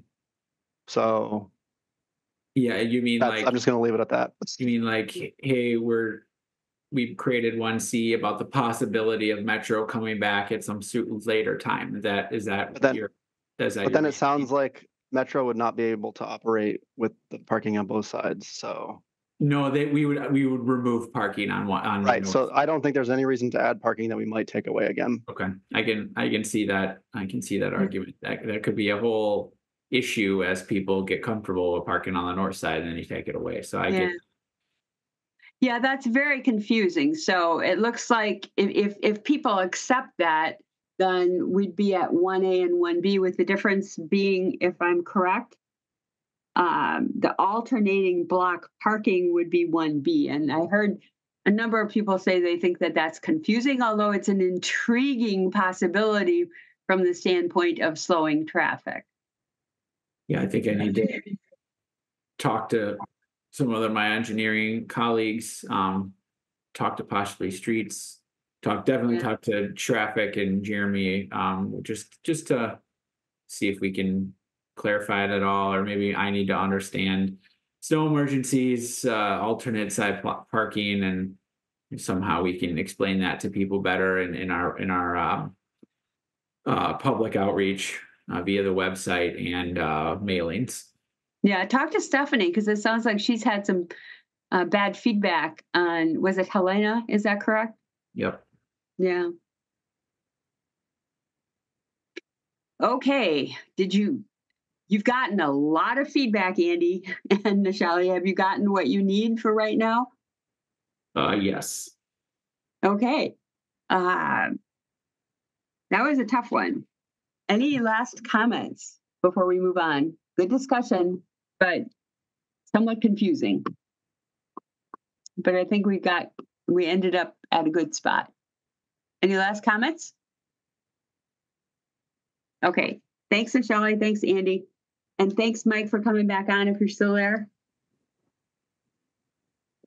Yeah, I appreciate the feedback. Thank you. Yeah, and thanks, Tom, for getting Mike back on. That was really helpful. Thank you.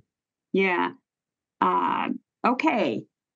All right. So we move on to item 13, which is our crossover reports from other groups. Anybody have anything from the other BCCs that you're on? Carl, go ahead. Sure, it's late. I'll keep it short. At the Board of Public Works meeting last week, we had 2 items of relevance. So we approved plans and specifications for the East Wilson and Doty Street project that I think we had looked at in December, or maybe it was November. So that was all approved, with a request to look at keeping the off-street cycle track along Wilson Street at grade and not dip it down at two of the intersections, which is something that we hadn't talked about at Transportation Commission. But yeah, and it may not happen. And the other one was phase 3 of the Lake Mendota Drive project, which I think we talked about a long time ago and which was very controversial, whether there should be sidewalks and all of that. So this was for the final phase of the project, which is going to be built this year, if I remember correctly. So that was approved as well. That's all I have. Great. Thanks. Anybody have anything else from other boards, committees, or commissions? Okay, not seeing any. I don't have any announcements from the chair unless staff has any announcements that I maybe missed. No? Okay, seeing none. Potential agenda items. We have a lot coming up. Special events parking, honorary street name signs, crossing guard policy, Vision Zero annual report, update and strategy on Metro Transit fare collection in terms of technology and the collection strategy. Potentially update on the Metro Transit onboard statistical survey, but that may be down the road. I'm not sure I'm going to say this right. Bartillon Path, is that right? Bartillon. Chris has that coming to us. The Northeast Area Plan, State Street Pedestrian Mall update, annual work plan. I have that's all listed for the next meeting, and that's too much. So, some of that's going to get pushed out. And we haven't forgotten about things. Aldo Martinez Rutherford, I have e-bike speeds, but I don't have that until like February because our meetings are already so long. So I don't forget about them. We just move them down the road because we just have had so much that needed attention. They're not doing much at this moment anyway, so. Okay. All right. Yeah, right. That's true. Although during one of the snowy nights, some weather guy was reporting from downtown and I watched 3 bikes go by behind him in the middle of the snowstorm. So we bike all the time in Madison. So, but they weren't going fast. You're right. They were not going fast. Anybody have any other future agenda items that we haven't been tracking that you would like to add to the list? And Bill and others have added them. They're on the list for down the road, but we've had so much like the Amtrak locations tonight and other things that are long agenda items that we just have to kind of plan. Anything? Okay, you can always email me if you do. So I need a motion to adjourn. And thanks again for the great discussion tonight, everybody. Alder Martinez Rutherford. I move that we adjourn. And Harold, I assume that's a second. Okay, I'm going to assume a unanimous consent vote because nobody's ever voted no to adjourning. So thanks, everybody.